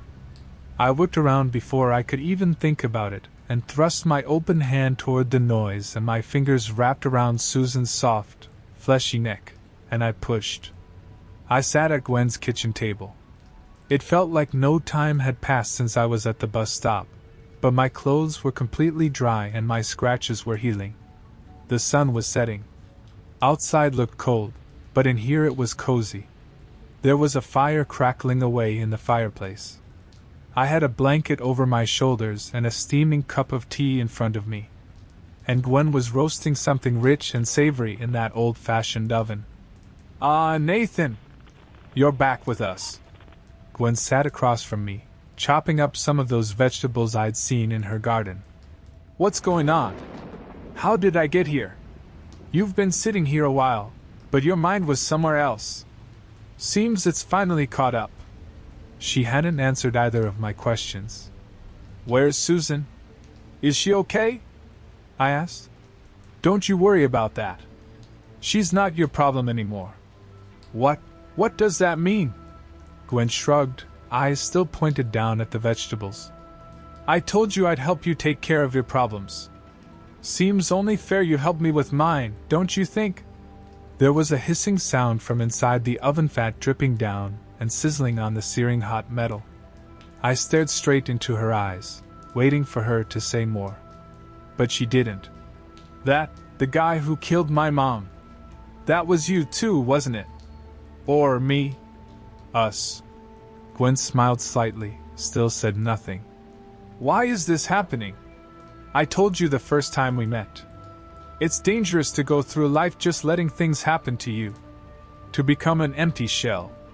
Leaves room for all kinds of things to seep in. What are you? What do you think I am?" Shadows grew up around her, emphasizing her sharp edges, the hollow places beneath her cheeks, the emptiness in her eyes. I didn't want to say it. Despite everything that had been happening, I felt so stupid even thinking it. But Gwen was waiting. So I blurted it out as fast as I could. "Are you a witch?" She stared silently at me for a long time, so long I almost thought she hadn't heard me. Then she threw back her head and cackled. "A witch? I suppose I can see why you'd think so. But no, Nathan, I am nothing so pedestrian as that." "Then what?" Gwen's face split into a grin. Too wide, too many teeth, and the world went dark around us. No, not just dark, gone. Like Gwen had taken the clearing with the cottage and ripped it away from the earth, the universe, entirely, and thrown it into an abyss, a horribly empty place devoid of life and light and hope. I wanted to scream, but there was no sound here except the deep, guttural groan of the blackness surrounding us. I felt my mind start to break apart, crushed under the gravity of this nowhere place, my memories and my sanity gushing out, everything that comprised me being sucked away into the void. But then, just as quickly as it had vanished, the light returned. I was back in the kitchen, gasping for air, clutching the edge of the wooden table so hard my knuckles were white. Gwen was still there, but she wasn't laughing anymore. She was just watching me with a look of profound, ancient hunger. "You're not an empty shell anymore, Nathan," she whispered. Her voice didn't sound like it was coming from her mouth. It sounded like it was coming from the walls, the floor, the very air. You're full of so many wonderful things now. Rage. Guilt. The memory of Susan's neck beneath your fingers. The weight of your mother's killer as you dragged him into the dark. I looked at my hands. They were shaking. I didn't do those things. You made me do them. I simply provided the path, Gwen said, standing up and walking toward the oven. You're the one who chose to walk it. Every single step. She opened the oven door, and the smell that wafted out wasn't savory anymore. It was metallic. Bitter. The smell of a life extinguished. She pulled out a tray, but I couldn't bring myself to look at what was on it. No, she said, her voice dropping to a low, melodic hum. You have a choice. You can go back to your damp basement and your lonely bus rides. You can try to explain to the police why Susan disappeared from a bus stop while you were standing right there. You can live with the heavy, bruised ache in your muscles every time you sleep and your body goes out to do my bidding. She leaned in close, her breath smelling like those sweet, addictive cookies. Or you can stay here. In the garden. In the sun. You'll never be hungry again. You'll never be sad again. You'll just be. I looked out the window. The golden light was so beautiful. The birds were singing. It was everything I had ever wanted since the day my mother died. A way out of the pain. What's the catch? I croaked.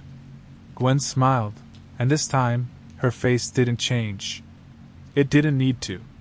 I could see the monster behind the skin clearly now. The catch, Nathan, is that eventually, I'll get hungry again. And when I do, I'll need another empty shell to fill. And you, well, you've become such a heavy, seasoned soul. You'll make for a very, very long meal. I looked at the door. I looked at the golden trail stretching out into the woods. I thought about the gray, wet snow of the bus stop. I thought about the void in the bathroom. I reached out my hand and took a cookie from the tray. It was still warm. Good boy, Gwen whispered. I took a bite. The pain vanished. The memory of Susan's face faded. The grief for my mother flickered and went out like a candle in the wind. Everything was golden. Everything was perfect. I don't remember much after that. I just know that the sun is always shining here, and the tea is always warm. And sometimes, when the wind blows just right through the trees, I think I can hear the sound of someone clearing their throat in the distance. But I just take another bite, and the sound goes away.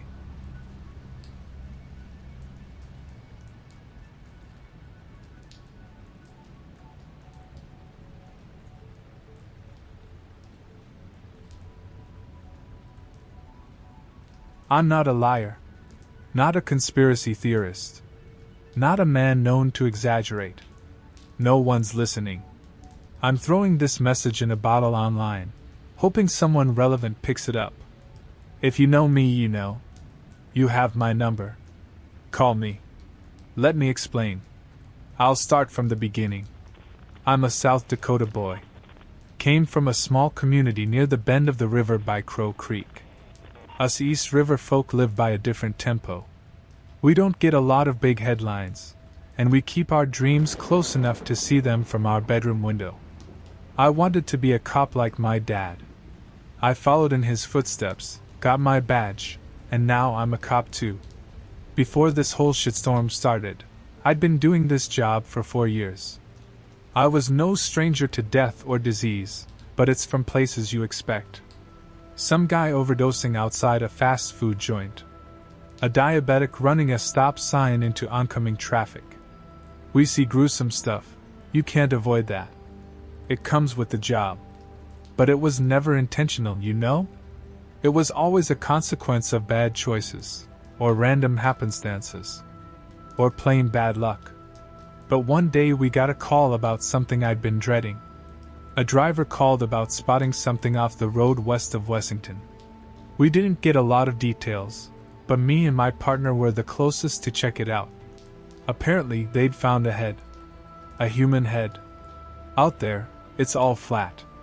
No hills, just the occasional tree blocking the horizon. We could see this guy parked by the side of the road long before we got there. There was a couple of other people there, an old man with a bloodhound, 2 teenage boys taking pictures with their phones, and a man in overalls that reminded me of a walking blueberry with a sunflower patch on his chest. That was the driver, the guy who made the call. Russell and I parked and got out.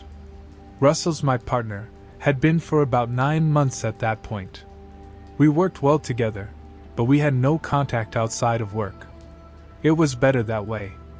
The few times we got personal, we figured out we were nothing alike. We had vastly different opinions and experiences. West of the river kind of folks, you know. We go up to this blueberry guy. He tilts his cap and points at the end of a fence with the butt of a cigarette. "Right there," he says. "Shit's right there." He was trying to play it off as something casual, but I could tell he was mortified. There were 3 cigarettes scattered around his feet, and at least 2 of them weren't even half finished. He was shaking bad enough to drop them. The old guy with the bloodhound had to hold his dog back. Not that it was angry or anything, but it seemed desperate to sniff the thing. And from where I was standing, that's what it looked like, a thing. Not a head. Not a person. Just this pale blotch of skin lined up against a fence pole. I was stopping to talk to Chris when I saw it. The driver continued. "That's Chris." The old man raised a hand and snapped at his dog, who finally calmed down. "I stepped back and called you guys. I barely looked. Not a peep." Russell asked the mandatory questions, establishing a timeline, asking about witnesses, what he was doing, all that stuff. Meanwhile, I asked the teenagers to step back and explain to the old man that we had to keep the area clear. I was the first one to step up close and take a good look. Someone had to confirm that it was a human head. And it was. It was fresh. Young woman, maybe 20 to 25 years old. Mouth half open as if letting out a long sigh. Eyes closed. Without touching anything, I took some pictures. It's important to be able to show a crime scene the way you find it. You never know when the weather takes a turn. I made a couple observations. She didn't have any makeup on, and there was not a large pool of blood or gore. The head was sort of propped up against the fence, making me think someone left it there intentionally. This was not an accident. No way. It dawned on me that I was witnessing what might be my first murder scene. Well, not a murder scene. A murder display, if anything. We called in the cavalry. As I mentioned, things like this don't happen where I grew up. Accidents, yes, but this was no accident. Couldn't be. We got a whole bunch of cars out there in less than an hour. We sectioned off a part of the farmlands to check for further body parts. We got the cadaver dogs, we called to prep for an autopsy, and we had crime scene investigators on site by late afternoon. I'd never seen that kind of mobilization. Now I'm sure they wanted to bring in some expert from Sioux Falls, but time was a factor. We needed an early call on whether this death was the result of an accident, animal, or tool. Yes, it all pointed to a murder, but we couldn't know for sure. That wasn't our job. Before anything, we needed an initial statement. We had a coroner and a medical examiner ready. Problem was, these were local guys, and they weren't prepared. Not in the least. Me and Russell were sent along to get them up to speed as a sort of go-between. We were the first to get there, after all. We got the pictures and the initial statements. Also, we knew these people. That'd make things easier. Russell and I got there just before dinner time. The medical examiner had gotten there about 10 minutes ahead of us, but the coroner was already getting work done. The medical examiner was a lady named Corrine. Early 40s, mother of 4, no-nonsense kind of woman with a bad but honest temper. The coroner's name was Daly.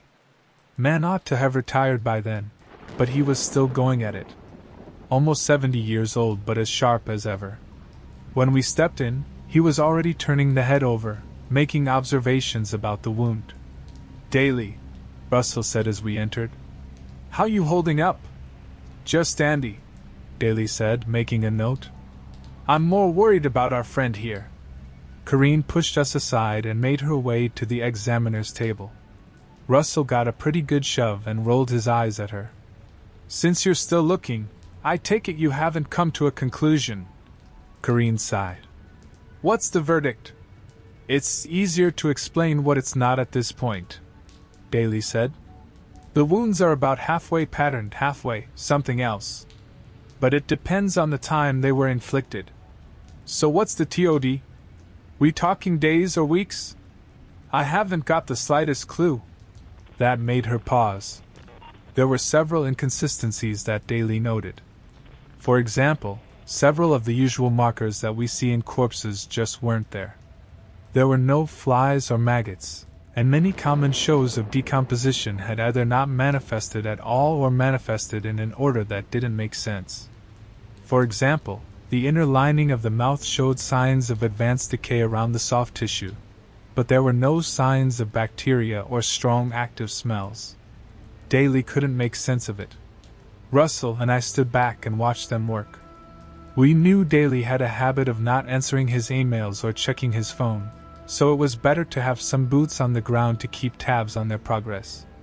We were all gonna be on call for most of the night anyway, so we figured we'd settle in for the long haul. I took a dinner break while Russell stayed behind. He'd brought leftovers that he forgot to eat for lunch. I got an hour to clear my head and fill my stomach while they kept working. I checked in with the guys still out in the field. They hadn't found anything else. No witnesses, no footprints, no track marks, no wheels, not a thing. They were checking traffic cameras going in and out of the area, but the distances required and the amount of cars passing through made the potential numbers go up in the hundreds. I could tell it was a dead end. Hell, I could tell that just by the tone of their voice. By the time I got back, Daly and Corrine were arguing. They were listing things on a whiteboard, going through them one by one, crossing things off. You could tell who'd written what. Daly had this old-fashioned cursive, while Corrine kept it simple and blocky. The smell of chemicals tickled the ranch-sprinkled taste buds on the back of my tongue, making me wish I was back outside. Russell gave me a pat on the shoulder and took a break, leaving me alone with the arguing professionals. Corrine was in the middle of a monologue, pointing at one thing at a time on the whiteboard. Not a hacksaw. Not a chainsaw. Not a, what did you say? Piano wire? Not a piano wire, Daly agreed. Not a knife. Not an axe. And we got nothing certain, Corrine continued. Not a fragment, no nothing. Daly turned to me. You got any ideas? You saw anything out there? Anything? Not a thing. I shrugged. Witness statement in the folder. This is shit, Corrine spat, flipping the folder over. Not a single thing we can use. You don't think it was wildlife? I asked. Wolves? Bears? We have to find some kind of baseline before we start eliminating things that ain't, Corrine explained. We can't just start listing things it's not.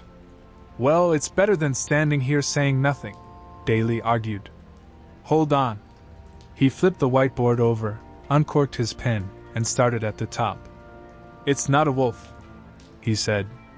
What else? They went at it for hours. Not a wolf. Not a bear. Not a coyote. Not a bobcat. Just a long list of things to exclude. They checked for fur, claw marks, teeth marks, anything.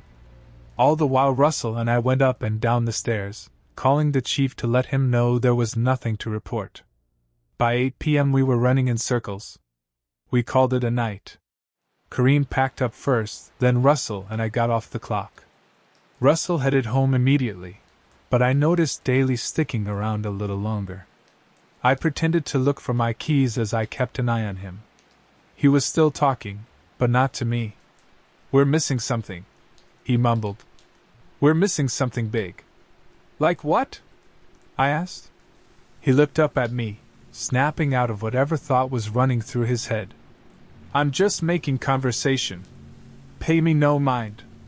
All right. You good to lock up? Daly waved me off with a smile, and I didn't think much else of it. The next morning, we got a call about feds wanting to join in on the action. I tried to get a hold of Daly, telling him to come in a little early, but the man really can't be reached by email or text. He was coming in whenever, and that was that. Corrine, on the other hand, was already there by the time Russell and I pulled into the parking lot. She was leaning against the streetlight, tapping a pen against a notebook. Not a big machine, she mumbled. Not a small machine. Not a tool. Not a saw. Mornin', Corrine, Russell yawned. Trying to get some work done before the feds get here? She ignored us. We'd gotten the spare keys to open. Daly got the other pair. Corrine wasn't usually the one we called for these kinds of things. Then again, we never had this kind of thing. Not really. The moment Russell clicked the lock open, Corrine shoved her way past him, this time with even more force. It was enough to make Russell go hey, but she had no visible reaction. She kept mulling over whatever list she'd made on her notebook. She was eager to get back to it. We only had about an hour or so before reinforcements would come knocking on the door. Corrine wasn't wasting any time. She ran down the stairs, put on the bare minimum equipment, and rushed to pull the slabs out. We barely had the time to keep up with her, like she was racing against the clock. But when she pulled the slab out, there was a whole other problem. The head was gone. Russell stood there, mouth agape. He snapped out of it the moment Corrine turned to us, her eyes sunken and red. Something was off. She'd always been a bit short and snippy with us, but this was something else. I don't think Russell saw it, but I could tell she was up to something. She looked from him to me, and then at the door. Not a little girl, she mumbled. Not a old lady. Not a teenager. You all right there? Russell asked. You slept okay? I could tell she wasn't listening. There was something about the white of her eye that bugged me, a sort of micro-twitch. Like a nervous dog. When she suddenly burst into a sprint. I was ready. Russell wasn't. I stepped in front of her, and she ran straight into me. She knocked herself to the ground, landing face first on the hard floor. I could hear the air pass from her lungs in a huff. I got a pretty nasty landing flat on my back, but nothing was broken. A bad bruise, but I got lucky. Russell was on her back within seconds, putting her in handcuffs. Not a snake bite, Corrine mumbled. Not a hound. Not a house cat. Not a gunshot. What the hell? Russell gasped. What's wrong with you? Not a thing wrong. Not a question answered. Not a long way to go. Corrine! Russell yelled. You hear me? I was already calling for another squad car. Time was of the essence. We had a missing head, and Daly wasn't around. I prayed to God he just overslept, but I had this sinking feeling in my gut that he hadn't. There was something about the way he'd lingered the other night that made me think he might have done something he shouldn't. Another car was sent to check on Daly, but he wasn't at his apartment. Another car went to check his office, but there was no one there either. We ended up combing through whatever contacts we thought might be useful. Russell and I had our coffees, making mental lists out loud. His ex-wife, I said. I know he got one of those. I don't think he made it to Florida overnight. His car's still in the driveway. So, not a ex-wife, I said. Not a ex-wife, Russell agreed. Not a chance. Not a... I turned to look at him as he tapered off. He stared at the steering wheel, coffee hanging limp in his hands. His eyes glassed over, and I could see a bubble of spit pooling in the corner of his mouth. He wasn't blinking. Russell? He blinked, dropping his coffee straight into his lap. It wasn't that hot, but he was up and about within less than a second, cursing like a sailor. He kicked the cup down the street like it owed him money and got back in the car, wiping the seat and his pants with a blanket from the glove box. You okay? Not about to get sick? Not now. You sure? You seem out of it. You really think Daly stole that damn head? Russell said, changing the subject. You think he'd do that? He could've. I mean, it's possible. What's the odds of them both disappearing without him being involved? Not a snowball's chance in hell. Exactly. Not a chance. I gave Russell another look. He was clearly thinking about something, but I couldn't put my finger on it. I tapped him on the shoulder and handed him my coffee. I think you need this more than I do. I'll take the wheel for a bit. We spent most of the early day driving around town, asking questions. We had a couple of vague leads, but it's like we were spinning tires stuck in the mud. Russell was getting frustrated, so the chief asked us to do something else for a bit. They were busy dealing with the feds anyway, and they had 4 different squad cars out looking for Daly. We were sent to check on a roadside diner. Old folks kind of place. It had been closed all day, and the waitress working the lunch shift was getting worried. The owner wasn't answering their phone, and there'd been no notice ahead of time. There was just a note in the window saying, "Closed." It wasn't a high-priority call, but it gave us something to do. That is, until I noticed something curious. We went to check up on the place before we headed to the owner's registered address for a house call. But when I got a closer look at the sign, I noticed it was written in a beautiful cursive. I elbowed Russell and pointed. You see that? He nodded, moving in to get a closer look. Not a common thing around here, Russell said. Owner's got arthritis. You don't think he wrote that? No, he coughed. Now that I think about it, I think I've seen Daly around here before. You have? When? Not long. Russell trailed off, falling silent. I gave him a couple of seconds. This time, I wasn't going to snap him out of it.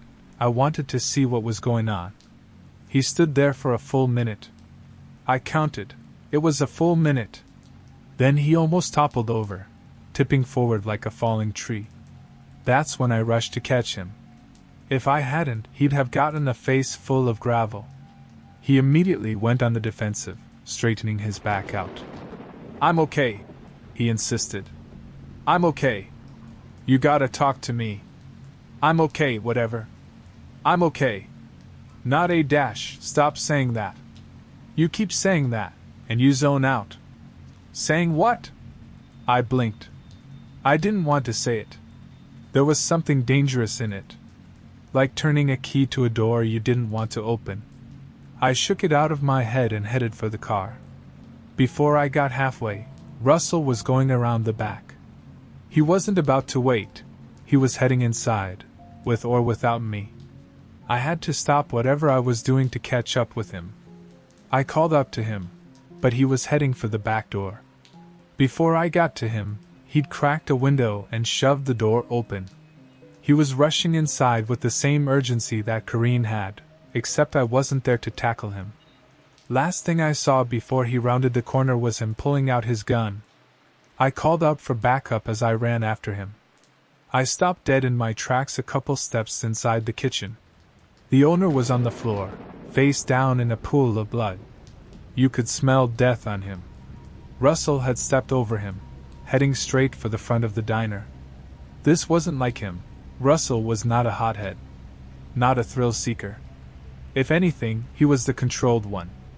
Russell! I called out. Gotta step back. Backup's on the way. There was no answer. Instead, he rushed straight to the front and stopped. I followed him, rounding the corner. The blinders were shut, casting the whole serving area in a gray shade. A couple streaks of sunlight made their way through the shutters, lighting up the white spaces with spots of red. Daly had been busy. Without a whiteboard, he'd been writing on the furniture with whatever pen was closest. Turns out that pen was blood. The first few sentences seemed familiar. Not a cougar. Not a lion. Not a panther. Not a gator. more animals. But the further in you got, the text got smaller, more concentrated. And the sentences grew stranger. Not a lot. Not a little. Not a lord. Not a queen. Then, at the far end, there was something written on a table. Russell was already there, picking something up from it. As I got closer, I saw the text, all trying to keep an eye on my partner. The text was cleaner, underlined. Not a person. Not a person, Russell nodded. Yeah, that makes sense. What's that you're holding? I asked. What are you doing? He dropped his handgun to the floor and cradled something between his hands. As I got closer, I saw what it was. The bottom jaw of the missing head torn loose. Not a person, Russell repeated. Not a threat. You ought to put that down. We got people coming any second. He looked up at me, elated. This immense sense of relief spreading over his face. It's not a person, he repeated. It's okay. Not a person. Not a corpse. What's not a corpse? He held up the jaw, looking me in the eye. And without looking away, he put it up to his lips and bit off a mouthful. It didn't make the sound I thought it would. Instead, there was a soft and mushy kind of noise, like someone biting a jelly-filled marshmallow. He barely chewed for a second before he got another chunk. She? He said, mouth full. It's fine. Not a person. I kept shaking my head, backing away. I didn't even notice I'd pulled my gun.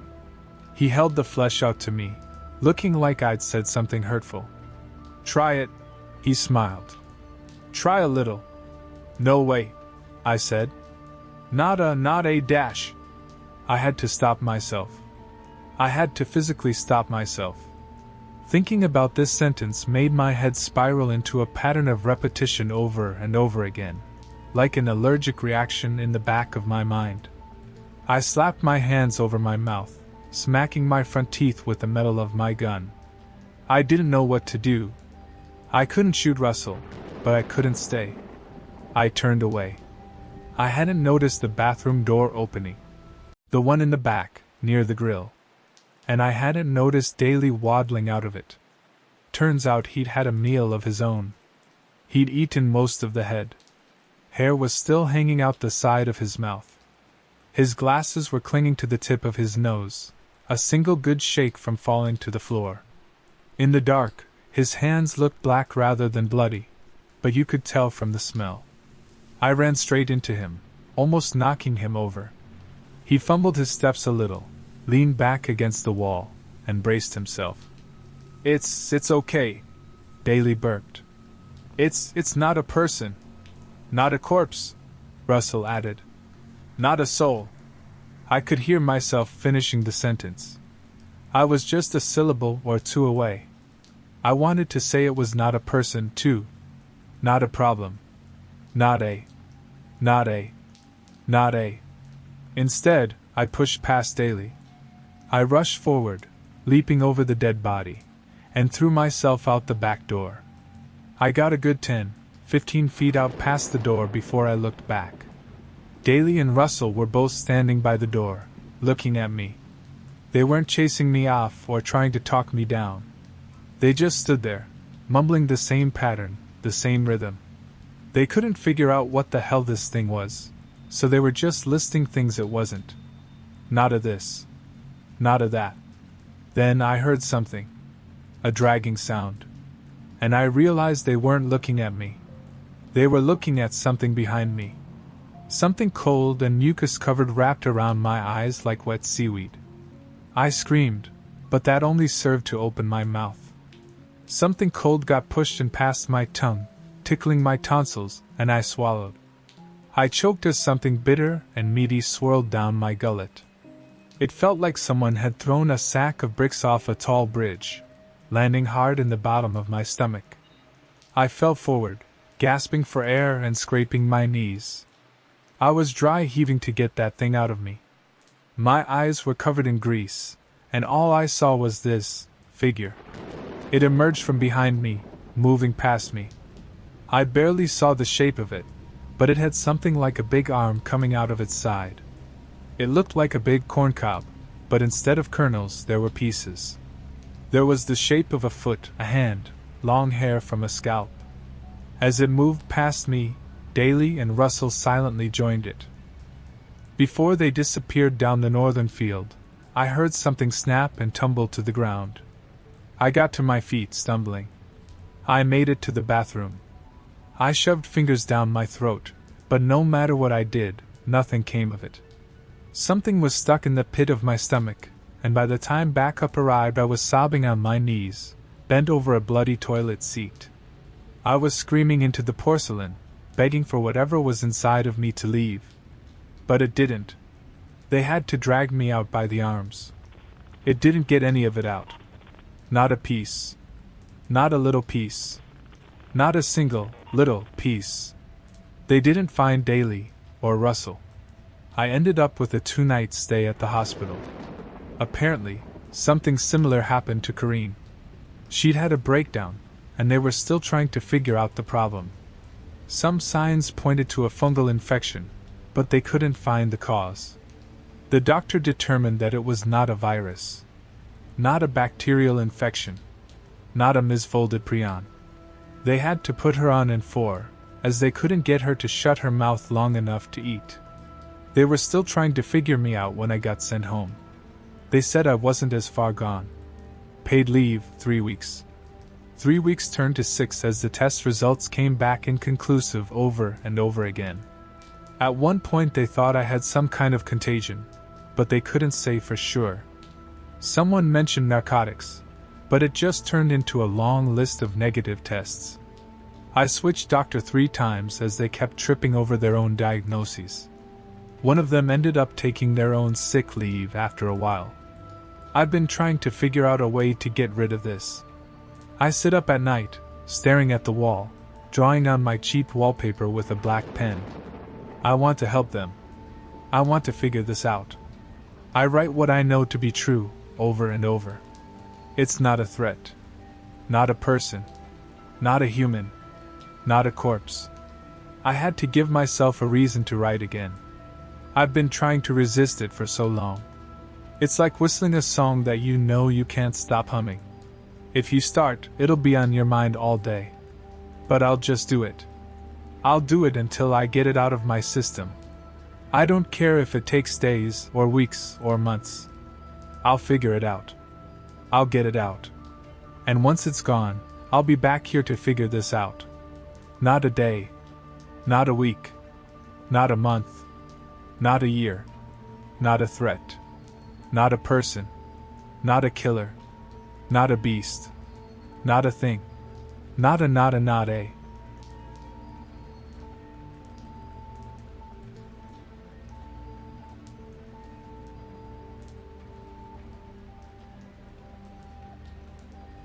This is my final testimony. I stand trial for medical malpractice, the breaking of my Hippocratic oath, and deception of the greatest degree. I am not tried in any earthly court, but one of my own making. I am both plaintiff and prosecutor. I am my own judge, jury, and executioner. I already know what my sentence will be. But before I carry it out, I must bear witness against myself. Was a doctor. Before today, I was employed at V. Hospital in C.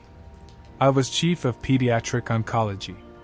The beginning of my end occurred almost 10 years ago, on a cold November night. I had just been appointed to my position as an oncologist, and had undergone my first major tragedy. A 6-month-old infant passed away in my care. Leukemia. In my field, the death of a patient is common. However, at this time, it was not yet common to me. This was the first child that had stopped breathing on my watch. Do you know what that's like? To watch a child suffer because its own body has turned traitor? To hear their labored and pained breathing? To smell the stench of decay in a living being as they fight against forces that have turned healthy marrow to poison, and filled their blood with mutant offspring of an insidious creation? And you, watching it all, filled with knowledge and learning that brought us as a species off the face of the planet and into the stars, powerless to stop the natural march of the body as it runs itself into the disturbed dirt of an open grave. I am no man of religion, but I have seen the devil in the face of carcinoma. I took the loss of this child hard. My skin was thin, with none of the psychological protection my colleagues had accumulated over the years. Staring at the pale and still body of my patient, I remembered my own son, only a year old at the time. My heart leaked its grief to every extremity. Logic said I had done all I could, but this was a lie coated in sentiment. How could I practice medicine if I were to admit in the face of death that my skill was useless? I left the hospital while the baby's parents still grieved around the body. I walked the streets, trying to lose myself in the never-ending backgrounds of concrete and brick that constituted my city. Soon I was soaked through with ice-cold rain. My psyche dripped out in clumps through my clutching fingers. Even in my altered state, I knew I had gone too far into despair. I thought I would never return from it. But in a moment of unexpected clarity, I came back to myself. I wiped my cheeks of water and salt. I comprehended my surroundings. Unfamiliar buildings rose up on either side, swallowing me in their deep and angular shadows. I could no longer see the street. I supposed I was in an alley between alleys, a foreign place from my usual and well-trodden haunts. It was quiet here, soundless. As the seconds gathered, I realized I didn't remember how I had arrived there.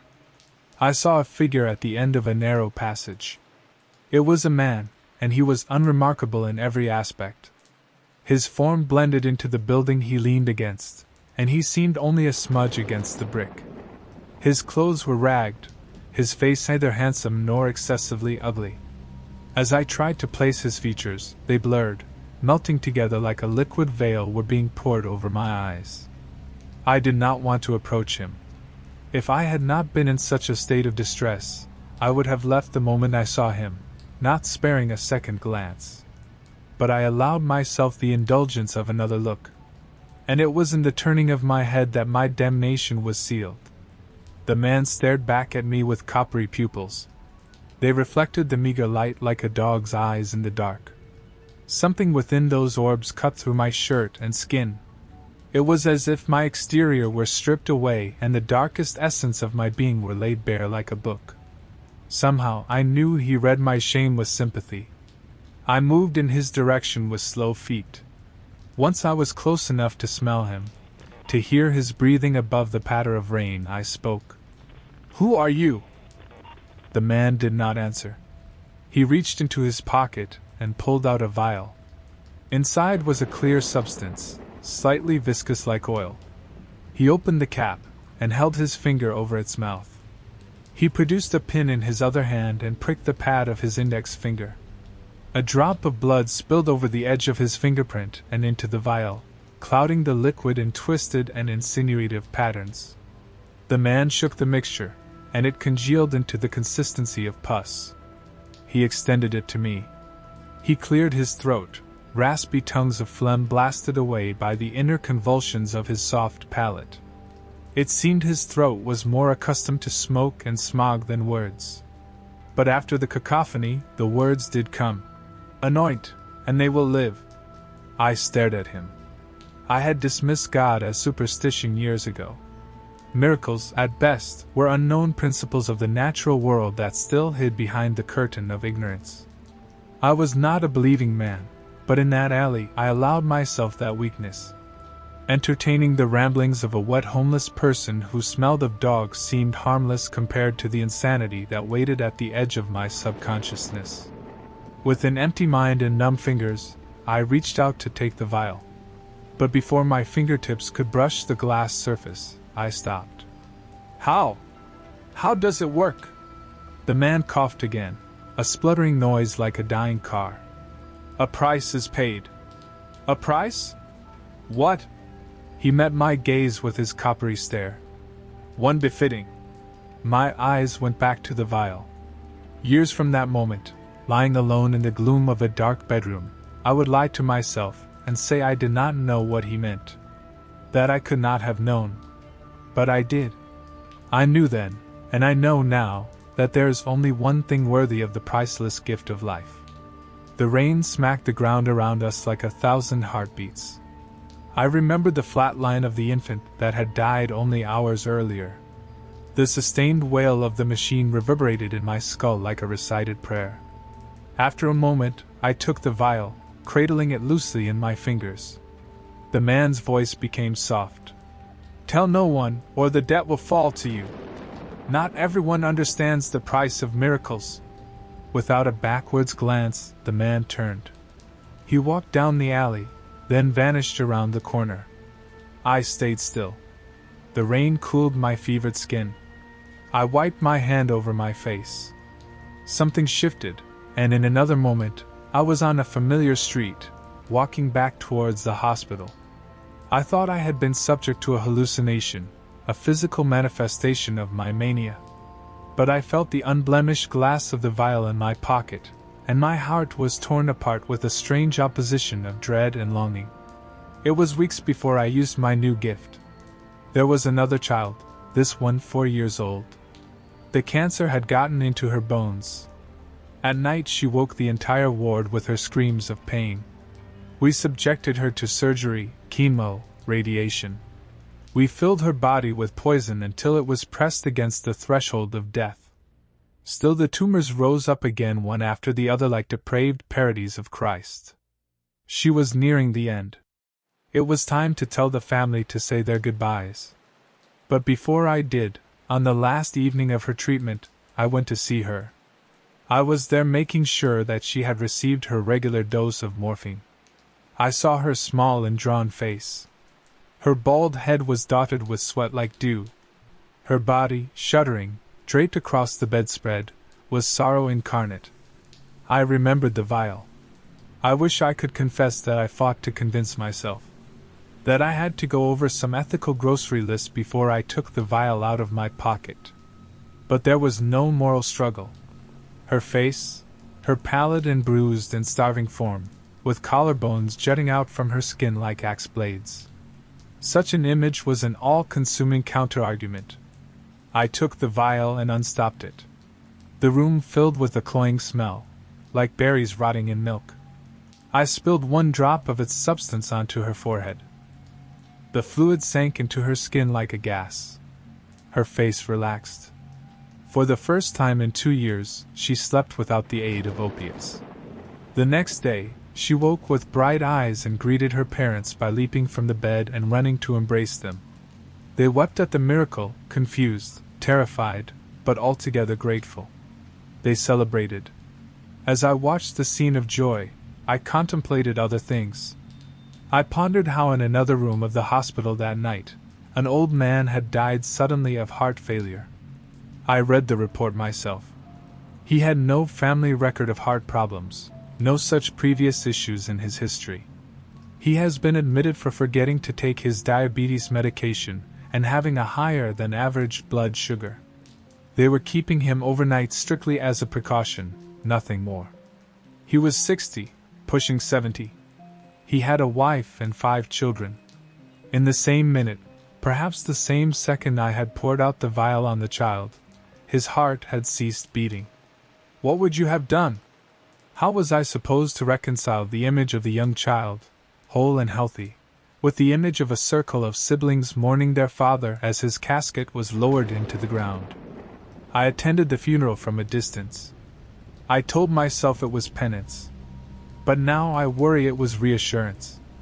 I left that bleak gathering with resolve, not regret. I told myself that the old man probably would have lived for only another decade. 10 old years, exchanged for a lifetime of health. This was fair. Slowly, I found myself making more nightly visits to the sick children in our unit. I went to those near death, those who had not responded to treatment, those who grimaced in sleep with the pain of growths consuming their insides and pushing against their internal organs. Their recoveries were explained by the hospital as unexpected turnarounds, attributed to some latent effect of a new experimental treatment, or a thing equally esoteric. It is strange how we humans will explain away miracles, as if the thought of cosmic intervention is somehow more terrifying. I am ashamed to say I reaped the benefits of my healings. I accepted one promotion after another, telling myself it was for the greater good. I would donate my extra salary secretly to charitable causes, but it was an empty gesture. I should have stopped, refused. But it was not long until the entire unit was under my purview, and as the number of my patients increased, so did the bodies in my wake. I kept track of the names of my victims at first. I remembered their faces, their histories. As the list mounted, the weight became too much. I turned a blind eye to them. I let their identities slip from my thoughts. Most serial killers keep trophies. My only remembrances were empty spots in my memory, deliberately kept bare. Unexplained deaths accumulated in the hospital. Never enough to prompt investigation, but enough to inspire superstition. I saw nurses start wearing prayer beads, and doctors refuse non-essential patients based on nothing but a bad feeling. I could not see it, the carnage I wrought. All I could see were the faces of the children who now lived and breathed free of sickness and torture. When I could not sleep for guilt, it was their faces that allowed me to rest. Yes, the children lived, but I was still a murderer. It is strange how life moves on, even in the presence of evil. In the shadow of the hospital, my family grew. I watched my son mature, and my wife, and I welcomed another boy into the world. I loved my children equally, but the complicated reality remains that even the best parents have favorites. My older son was mine. He shared my intellect, my interest in medicine.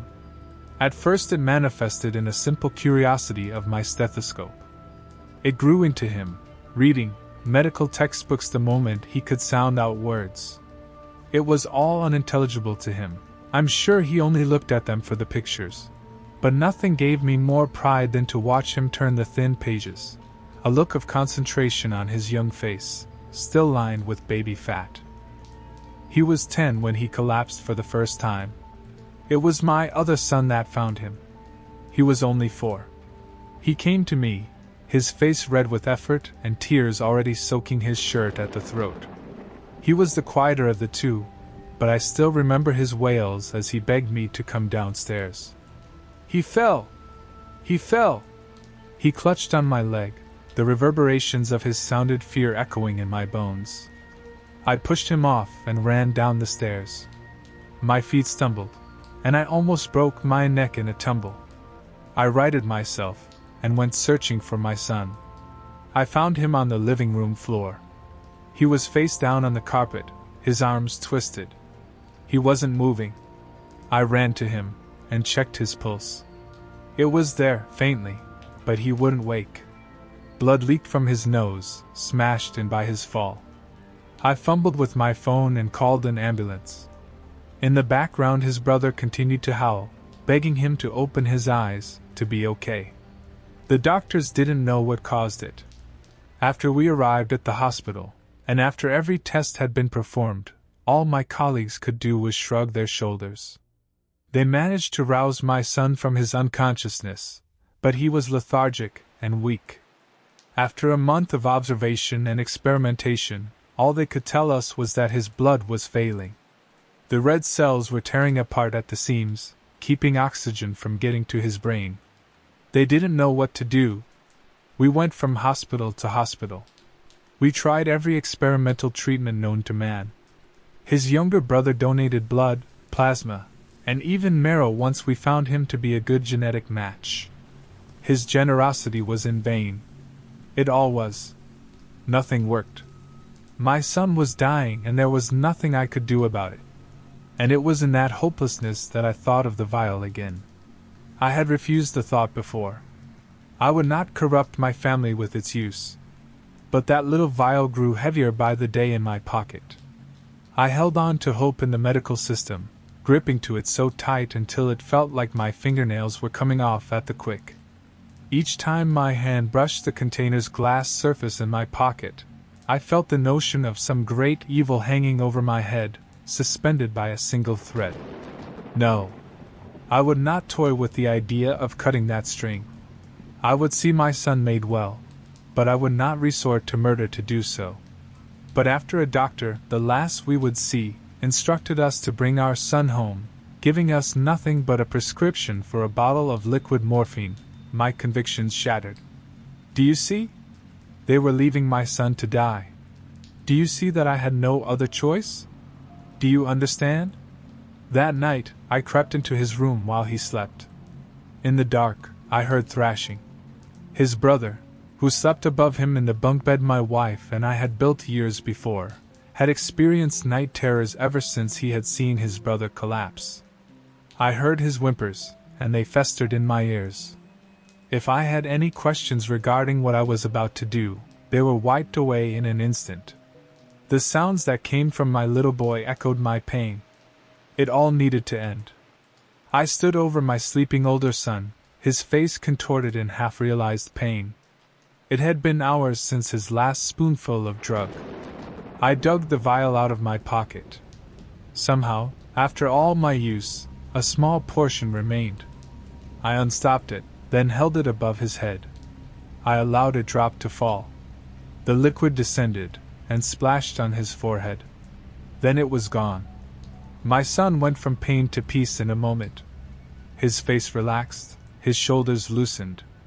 For the first time in a year, I saw him pass to untroubled sleep, breathing deeply. I sat down at his desk chair. I watched him rest for a long while. For a small moment, I felt relieved. But in the sounds of my older son's untroubled breathing, I heard something else.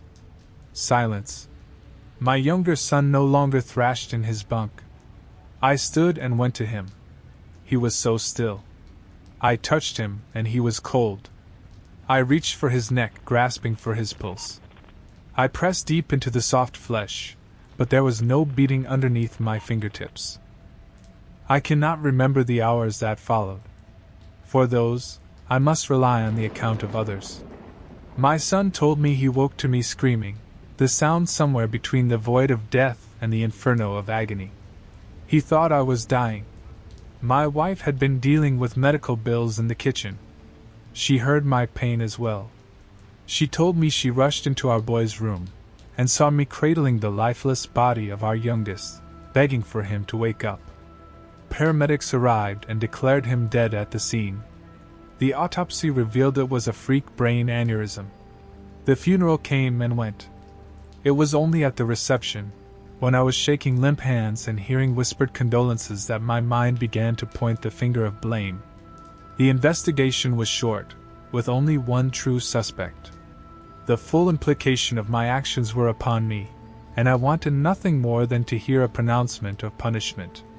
And because no earthly court will give me my just dues, I have taken this duty upon myself. I have destroyed the vial. I expected something so powerful to put up more of a fight. Instead, all it took was a hammer. I poured the liquid and glass into a trash fire in an alley. Perhaps it was the same alley where I met the man, though I cannot say for sure. Watching it burn, I feared that I would press my hand against my pocket and feel its oblong shape, whole once again. But the cloth remained smooth, and the space empty. I will be dead soon. The doctors will claim an unexpected thrombosis or embolism. A small twitch of muscle or leak of blood that will put a stop to my beating heart. But in truth, it is my honesty that will have killed me. The man in the alley warned me that if I confessed, I would pay the same price as my victims. He was telling the truth about the vial. I can only hope he was honest about this too. Thank you, dear reader, for your help. In your curiosity, you have seen justice done. In receiving my confession, you have allowed the axe to fall. Do not let it weigh on your soul. I am guilty. You have done the world a service. To my son, if you find this, I am sorry. I am sorry for what I have held you party to. This is not your fault. My soul is stained, trading your brother's life for your own. But your soul is whole. Remember this, I beg of you. Please do not follow me to where I go. I don't know what awaits me, but I know there will be no forgiveness. I do not seek for it. I will pay my debt. And that will be enough.